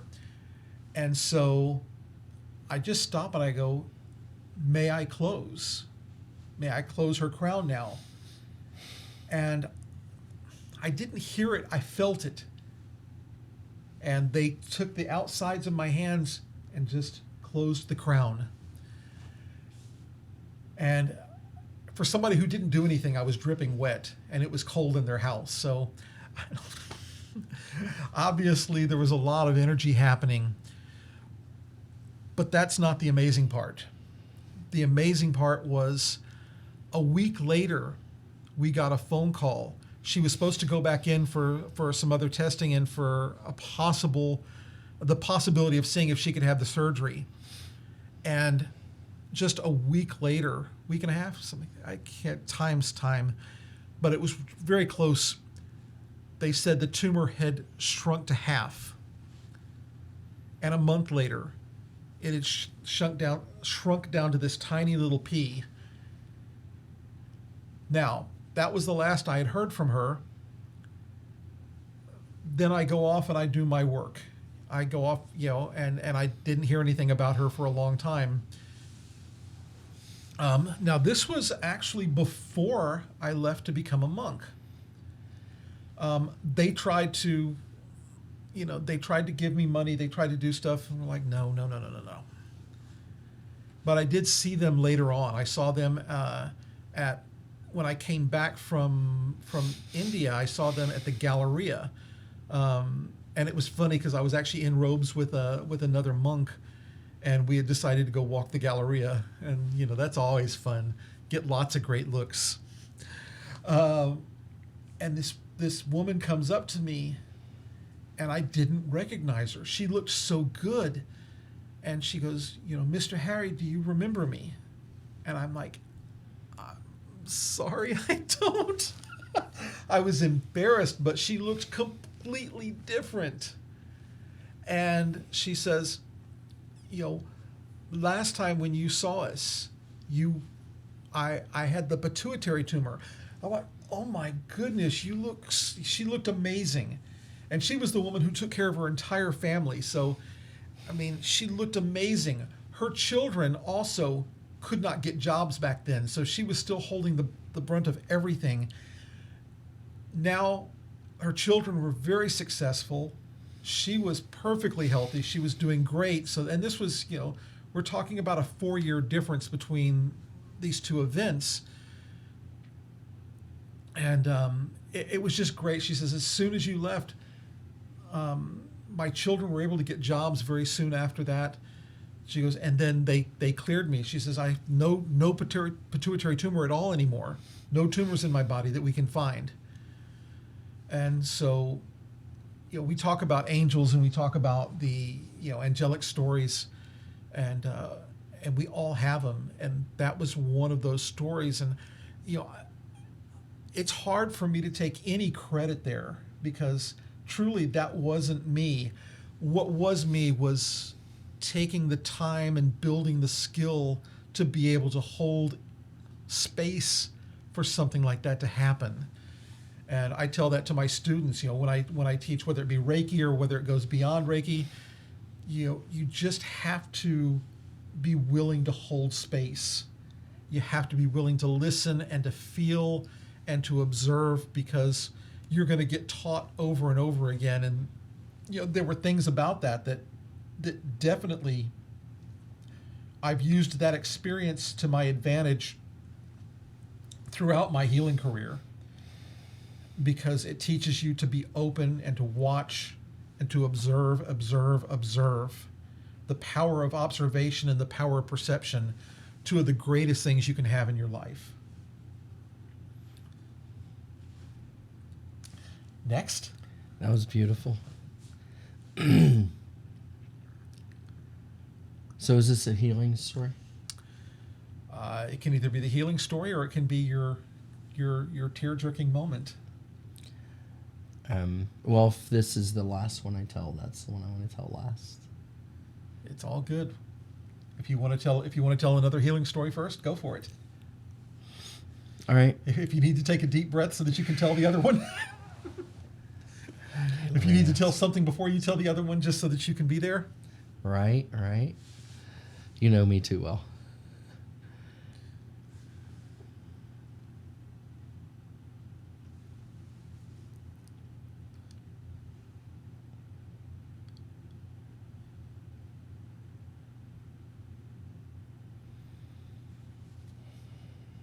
All right.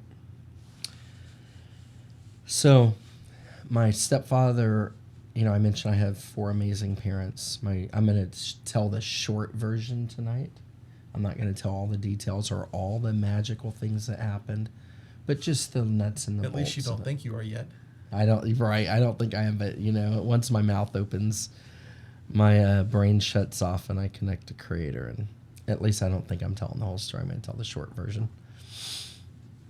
My stepfather passed away, and my mother and some of his closest lifelong friends had planned a trip to the British Virgin Islands. And his best friend asked my mother and me, well, who's going in his place? We were going to celebrate his birthday, and he would want us to still go and celebrate away. And my mom said, oh, I don't know. I haven't even thought about it. He goes, what about Eric? And I'm like, yeah. Hey, what do you think? What do you think about going to the British Virgin Islands? I'm like, well, if I don't have time to pack, I'll buy clothes when I get there. Oh, no, I just couldn't do that. Yeah, oh no, I couldn't do that. So we went. It was 16 days and 15 nights. And we just sailed the places he had been with his friends before. And at the meals, I think there were 13 of us. And so we would order one extra plate, and it was always a combination platter. So we could all find something on the plate to eat in his honor. And the last night of the trip, I got the headache of death. I used to get what I call, I still do sometimes, a headache of death when somebody dies. And then when I figure out who it is, the headache goes away. But this one was a little different. I had it and then it would leave. I had it and then it would leave. I had it and then it would leave. And I'm like, I'm getting off this boat. We were docked already because we were leaving in the morning. And I go sit on the dock and it starts sprinkling. I'm like, I can't go back in until I figured this out. And then it starts, more than sprinkling, and now it's raining. Then it was raining kind of hard. And my mom's like, Eric, why don't you come back in? I'm like, Mom, I'm sorting something out here. I don't know what it is, but I got to figure this out. And his best friend said, Nancy, your son's sitting out in the middle of a heavy rainstorm on a dock when he could be inside of a dry boat. Why don't you go out there and talk to him, see what's going on? I'm like, I don't know, Mom. Something's wrong. Something's not right in the ethers, and I can't figure out what it is. She's like, well, why don't you close your eyes and get comfortable and ask Creator? And I'm like, okay. Plop, back on the deck. Dead man's pose in yoga, except my knees were at the edge of the dock and my feet were dangling down. And so I had this vision of my dad driving with my stepmother, and the truck rolled off the road over a bar ditch, over the shoulder, over a bar ditch, and past the rancher's fence and into the pasture. Like a lot of rolling. As fate would have it, I come out and I'm like, I got to go call Dad. She goes, why, Dad? What's going on? I said, I had this vision of him driving and the truck rolling off the road. And you had to buy these cards to call. So I used my card and I left him, I don't know how many messages, but then I went and bought another card. And then I went and bought 2 cards. And then I went and bought 3 or 4 cards. And finally his answering machine was full. Sounds like my trip to India. Yeah. Cards. Yeah. And so his answering machine was full, and all I said was, Dad, don't drive. Dad, don't drive. Stay home. Stay home. Don't drive. Don't go anywhere. Stay home. So the next day we get on the airplane and we land, and I call my grandmother and say, Grandma, we've arrived. We landed safe. She's like, oh, well, how was your trip? Grandma, is my dad okay? Well, I just want to know, how's your trip? Grandma, is my dad okay? Because I could tell she knew. And she's like, well, how was the food? And I, my grandmother and I could be honest with each other. We could talk about sex. We could talk about anything under the planet. And I dropped the F-bomb and said, F the damn food, Grandma. Is my dad dead or alive? She went, well then, how do you know? Grandma, just tell me. She says, but how do you know something's not right with your dad? I said, because I got this intuitive feeling and I had this vision that he rolled his truck off the road. She goes, oh yeah, that stuff runs in the family. Well, just go see him now. You need to leave the airport and go to the hospital and see him. Don't go home first. So I go to the hospital and I go, hey, and I gave him his name. And it's like, yeah, he's an IC. What's worse than ICU? ICCU? Critical life? CCU. It was worse than that. And they're like, oh no, there's like 2 hours of visitation a day. And you cannot go see him. And it's like, I've always been a rule follower, mostly. I mean, I would stand and tap dance on the rules enough to agitate teachers and principals, but I would not. All evidence to the contrary. Hey, you. And I'd put a toe over the rule, but enough to where my teachers would just shake their head and point at me, Not enough to usually get in trouble. And I was just like, ma'am, I just flew in from out of the country. I don't know if my dad's going to be alive in the morning. Please let me go see him. She goes, sir, I could get in big trouble if I did that. I cannot let you go back there. I said, well, ma'am, you're just going to need to call security and tell them they need to either escort me up to see my dad or escort me out of this hospital. I was like, I didn't just say that. Oh, my God, that was a major defiance of authority. Not that I can't be a little authoritative defiant depending upon the authority. But I'm like, okay. And I turned and I went the way like I was going out. And I turned and I stopped and I counted to 10 and said, all I have to do is cloak myself and walk right by her. And she will never see me. And I took a step. I was like, oh, I need to change shoes. These shoes are loud. So I took my shoes off and walked in socks. I walked right by her. I'm like, oh, yeah, that was easy. Now I need to know where to find him. So I'm like, okay, down here, make a right, then a left, then the elevators are going to be on the right. Who said that? Okay, sleep deprivation. I'm hearing things again in my head. Sure enough, there's the elevator. Okay, I think it was the 6th or 7th floor. Okay, now what do? Go down and cross over and do this and do that. And I walked right up and I see a nurse's station. I'm like, oh my God, there's 8 of them in that station. I'm going to have to practice my cloaking skills. 1 I could do. 8?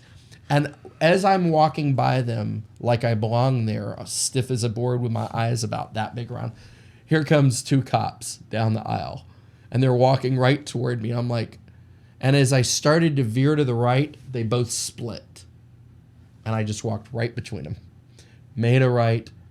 There he was on the left.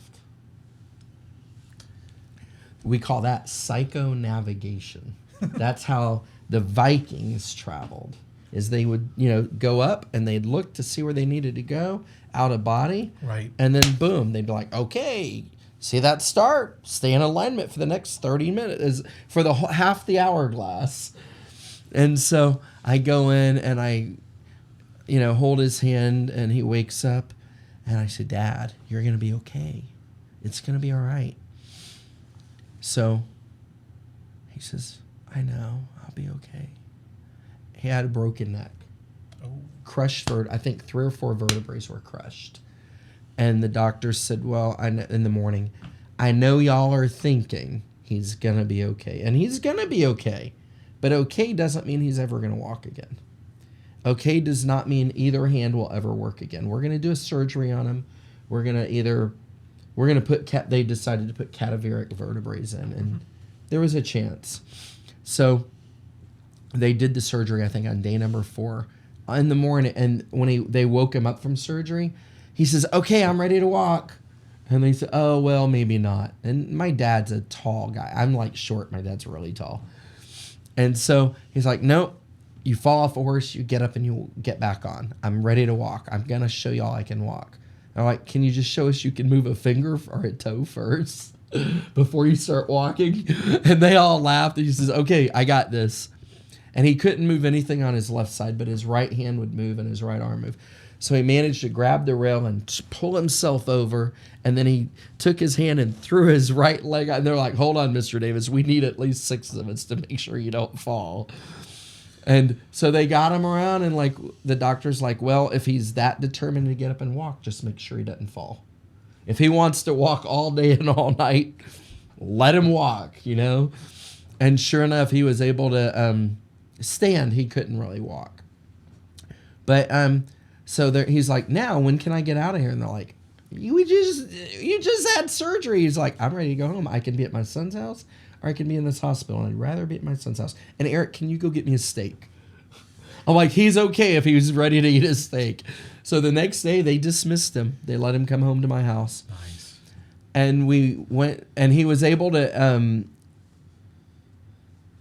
move one leg and one arm, but the other one wasn't moving too well. But we got him into the house and we went and sat in the office. And he's like, and his wife hadn't met my stepdad at the time because they had just gotten together. So she told me the story of what happened. They were driving down the road and all of a sudden, she said the truck just started rolling. And they were on I-10 headed east. And it rolled over the lanes, over the shoulder, down the bar ditch, up the bar ditch, over the shoulder, over the 2 lanes of feeder, over the shoulder, down the bar ditch, up the bar ditch, through the field to the rancher's fence, through the fence, and out into the pasture. And so the accident investigators said they rolled 11 times. And it wasn't because they were going fast. It was just the way it hit, that it was just the perfect roll, and they had a trailer behind them. Right. And that, in some ways, that helped propel them until it jackknifed. When it jackknifed, it stopped the roll dead. Okay. But the roll dead was upside down. And so they're hanging upside down in the seatbelts. And she's like, "Oh my God, are you okay?" He's like, "We're going to be okay." And she's like, "Here, let me undo your seatbelt." He's like, "No, I'll fall on top of you." No, because they were sideways, not upside down. He's like, he's hanging above her. And he's like, "No, I'll fall on top of you. Just, just take a moment and breathe." And all of a sudden, they said this firefighter showed up. And he reached in and said, "Tom, you're going to be okay." And he said to her, and he called her by name, "You're going to be okay." And he says, "But let me get Tom out first." And my dad's, 6'3", 6'4", 250. Not a small guy. Right. Muscular, built, And they both said he just reached in like he had a backer board. And he got both hands under him for a moment, and then he clicked the seatbelt and just slid my dad out the window of the truck. Carried him over, set him on the ground, and about that time, another truck pulled up, and a firefighter came over after he had got her out and set her next to him. And then they looked the opposite direction because a truck pulled up and a firefighter came over. Right. And he said, "How many are in the truck?" And he said, "That's it, just us." And said, "Well, but there are 3 of you." And they said, "Oh, well, that other firefighter was with you." And he says, "No, I just pulled up. I was the truck behind y'all. It took me longer to navigate the ditches and the feeders and the cars because I had to wait for cars not to be there. Y'all just went through it all and didn't get hit." And that guy was with y'all, and they're like, "No, he had to be with you. You're both firefighters." And so they said there was this long pause, and the man said, "How many were in the vehicle?" And they both said, "2, us." And they're like, "Well, where did the other guy go?" And they looked around and said, "We don't know. He's not here." "Wasn't he with y'all?" Yeah, there was some back and forth. "He was with you. He was with you." And so I was sitting in my office, and my dad says, "Do you have a picture of Ken?" And my closet door was open. And so I took my closet door and I closed the door because I had a picture of him on the outside of the closet door. And she starts crying and bawling and shaking. He says, "That's him. That's him. That's him. That's the guy that pulled us out. How do you know him?" I said, "He's my stepfather, and he passed away 2 years ago." There's more. Keep going. So my mother met him 3 days shy of 6 years before he passed. And he wound up with terminal cancer, and the doctors said, 6 months or less. And one night I was sleeping, and I was yanked out of my body, and I was pulled up to talk to the elders and Creator, and said, "What would you do to save your stepfather's life?" And I said, "Well, it's not fair that they found true healthy love, and it's going to end in a couple years. I'm willing to trade some of my time for him. I'll give him 10 of my years." And the next thing you know, out of body, I was over there and I put my hands on him and I worked on him. And I saw all this black mass leave him. And the next thing you know, I had a hard impact into my own body. And I said, "What was that all about?" And they said, "You got your wish. The cancer will be gone." And I said, "Okay, is he going to get all 10 years? And is it going to, healthy?" And they said, "All you had to do was be willing to give the time up. You get to keep your time, and he gets more time." So I call my mom. It's almost 4 a.m. I say, Mom, I'm sorry to wake y'all up so much. You need to go get him checked out again." She said, "Get who, what checked out?" "Go get Papa Tipton checked out. I can't tell you the whole story, but you have to go get his cancer checked out. I think it's going to be okay." So the next day they went and got him checked out, and the doctor says, "Well, in the medical world, we call it mysterious or unexplainable. In the religious world, they call it miraculous. When the tests all came back, it was gone." So that lasted about 2 years, and he had a different type of terminal cancer. Wow. Same thing happened. It was like just a complete Groundhog's Day. And I'm not even going to retell it because it was this almost identical. And so I call her at 4 a.m. again. And I'm like, Mom, go get him checked out. She goes, did it happen again? I said, I can't tell you that because I don't want to create false hope. Just please go get him checked out and see how his cancer is doing. It was gone. Same thing. The third time, about 2 years later, he got terminal cancer, a different type. This time it was bone marrow cancer. And he was kind of getting sickly, and I started helping him do his jobs. He refinished marble terrazzo, slate, and granite floors in the River Oaks Memorial area. And he was not able to do the work anymore, so I was helping him do his work. And we were driving to his house after a job one day, and I said, okay, well, twice it's disappeared. It can happen again. And he said, and he stopped the van. And he turned and put his hand on my shoulder and looked me in the eyes for a long time. And he says, lad, this time I need you to do something different. Instead of praying for my healing, pray for my peaceful passing. It is my time to go. I don't want to leave you and your mom and my friends and my family, but I know it's my time to go. And I've seen things that I have to do on the other side that I cannot do on this side. And down the road, you will understand. And although it will be bittersweet, there will be gratitude that I was over there to do what I have to do. There's no way I can do what I have to do from this side. It has to be done over there. And so not only did he pull my dad and the stepmom out, but when we went on that trip to the Virgin Islands, there was one of his friends, I think in San Antonio, that said he had pulled somebody from a car there. And so that is a ghost and angels and healing story all wrapped in one. And when I tell stories like that, just so you know, I often tone it down. People that my apprentices and students are like, do you realize you tone your stories down? You don't tell as magical or grandiose as they really were. You don't give all the really tough stuff to believe. I'm like, that wasn't tough enough to believe. They're like, I was there on this. And you said you gave the story at a level 4 or 5 and it was really a 9. I'm like, well, when the stuff is hard to believe, you just want to kind of tone it down and some people can process and digest it. And so there were some other magical things, and it was maybe a lot more intense than the way I delivered it. But everything in this was accurate to the people that experienced it. Wow. Awesome.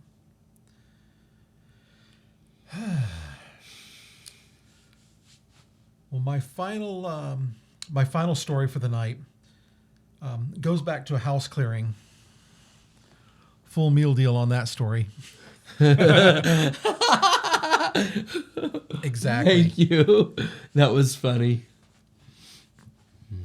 So when you do clearings on homes, usually people call you either because things are just out of balance, or sometimes they say things are flying off the walls, or sometimes they say, they're hearing noises in the walls, they're hearing all this. This particular house was kind of out in the kind of a swampy area, if you will, and I won't give the location just to protect the innocent and the guilty.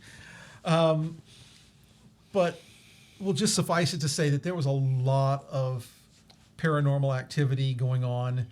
A lot of negative things had happened ever since these people had bought this house. I had worked on some of their other properties, offices and condos and things like that. And so they called me and said, "Hey, would you come out here?" And I'm like, "Sure." So I come out there, and this place just feels nasty. It just feels absolutely. It's like, how did y'all even buy this place? I didn't say that to them, but I'm thinking it the whole time. But you thought it loud. I'm like, you're so sensitive to energy. How stupid? Why no? Blah. So I start doing the clearing, and I'm realizing that my normal clearing techniques are not enough. And so I so I start drawing scrolls, and I don't have. I think I've only got one of my scrolls. This is one of the smaller ones that's for very specifically for healing, but I drew a number of these scrolls. I just sat there and drew over and over again, and I took that stuff with me because I'm like, I know I'm going to need this. So I ended up drawing 8 of them for the 8 major directions, and they had a bonfire going on. They had a fire pit, and so they stayed out the fire pit because I'd been working in the house, and so I'd put these 8 scrolls around the house. I did my chanting. I started channeling energy. I did the holy water. I did all of the things that I normally do. And when I go through a house usually 5 times. I'll go completely through to break up energy, to clear energy, to start blessing, and it's like multiple levels of blessings. So I did all of this, picked up the scrolls, and they were like, okay, burn us. And I got there and I got to the fire pit, and I'm like, okay, well, I'm going to burn them. And they're like, no. Place them in the 8 directions around this fire pit. They had built a beautiful fire pit. And so I laid them over, and they said, okay, now do these chants. And they were telling me what chants to do. So I start with these chants, and I go, okay. And I'm looking at the fire, and they're like, okay, now burn all the scrolls. And so one by one, I go the directions, and I burn the first scroll, burn the second, third, fourth, fifth, sixth, seventh, eighth. And I get finished, and I'm like, what was this? And they said, well, take a picture. I said, okay. So I bring up and I snap a picture. And this is the picture that shows up. And you can see the face here, and the hands coming up. It looks really like a projection of flames coming out of the hands. Yeah. So I mean, this was what showed up, and it really. To this day, even as I look at the picture, I can still feel my skin crawling. Everything changed afterwards there, but these are the things that happen. And I've done multiple fire ceremonies after doing a clearing, and always something shows up. There's always something really bizarre that shows up. I've had angels show up. I've had this. Seeing as we're dealing with Halloween right now, this is the one. It creeps out everybody. Usually, people don't really like this picture, except for people like you who are like, "Hey, dude, look at that, bro." So, I think we're gonna leave it at that for me. Is there anything else that you need to? I think that we both ended and delivered a full meal deal at the end, and that's just perfect. I'm pleased. Listen, everyone. I'm grateful that all of you stayed for so long. I know we trailed off a couple as we were hitting into over 2 hours, and that's a long night for everybody. I am so grateful to each and every one of you for being here, for taking the time to be with us. Truly, I love you. Thank you so much, and please let us know if we did this again, even with a different topic, whether it's just healing or whether it's, maybe some lighter topics with healing, and with the shamanic practices. I do my own work, but Eric is a shaman. He's a shaman teacher. He's a shaman practitioner. And I mean that at its truest core. Everybody talks about, oh, I'm a shaman. I went to this class last week. Now I'm a shaman. But I've known Eric for over 20 years now. It's hard to believe it's been that long. I know, right? But we were young whippersnappers when we met. But it's nice. We all have the good, the bad, the ugly, and the blessed. and I'm blessed to do what I do, and I'm grateful. And I'm grateful to have somebody to sit and tell the stories with, because it always helps to have somebody else there. It helps to have somebody else to help anchor you.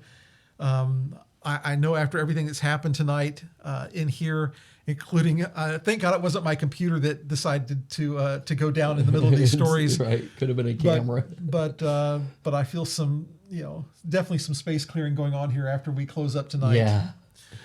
So The veil is thin. if there's any last word that you want to say, go ahead, please. I feel called to slightly divert from our topic to touch base on some things that have come up in my healing world and the people that I work with.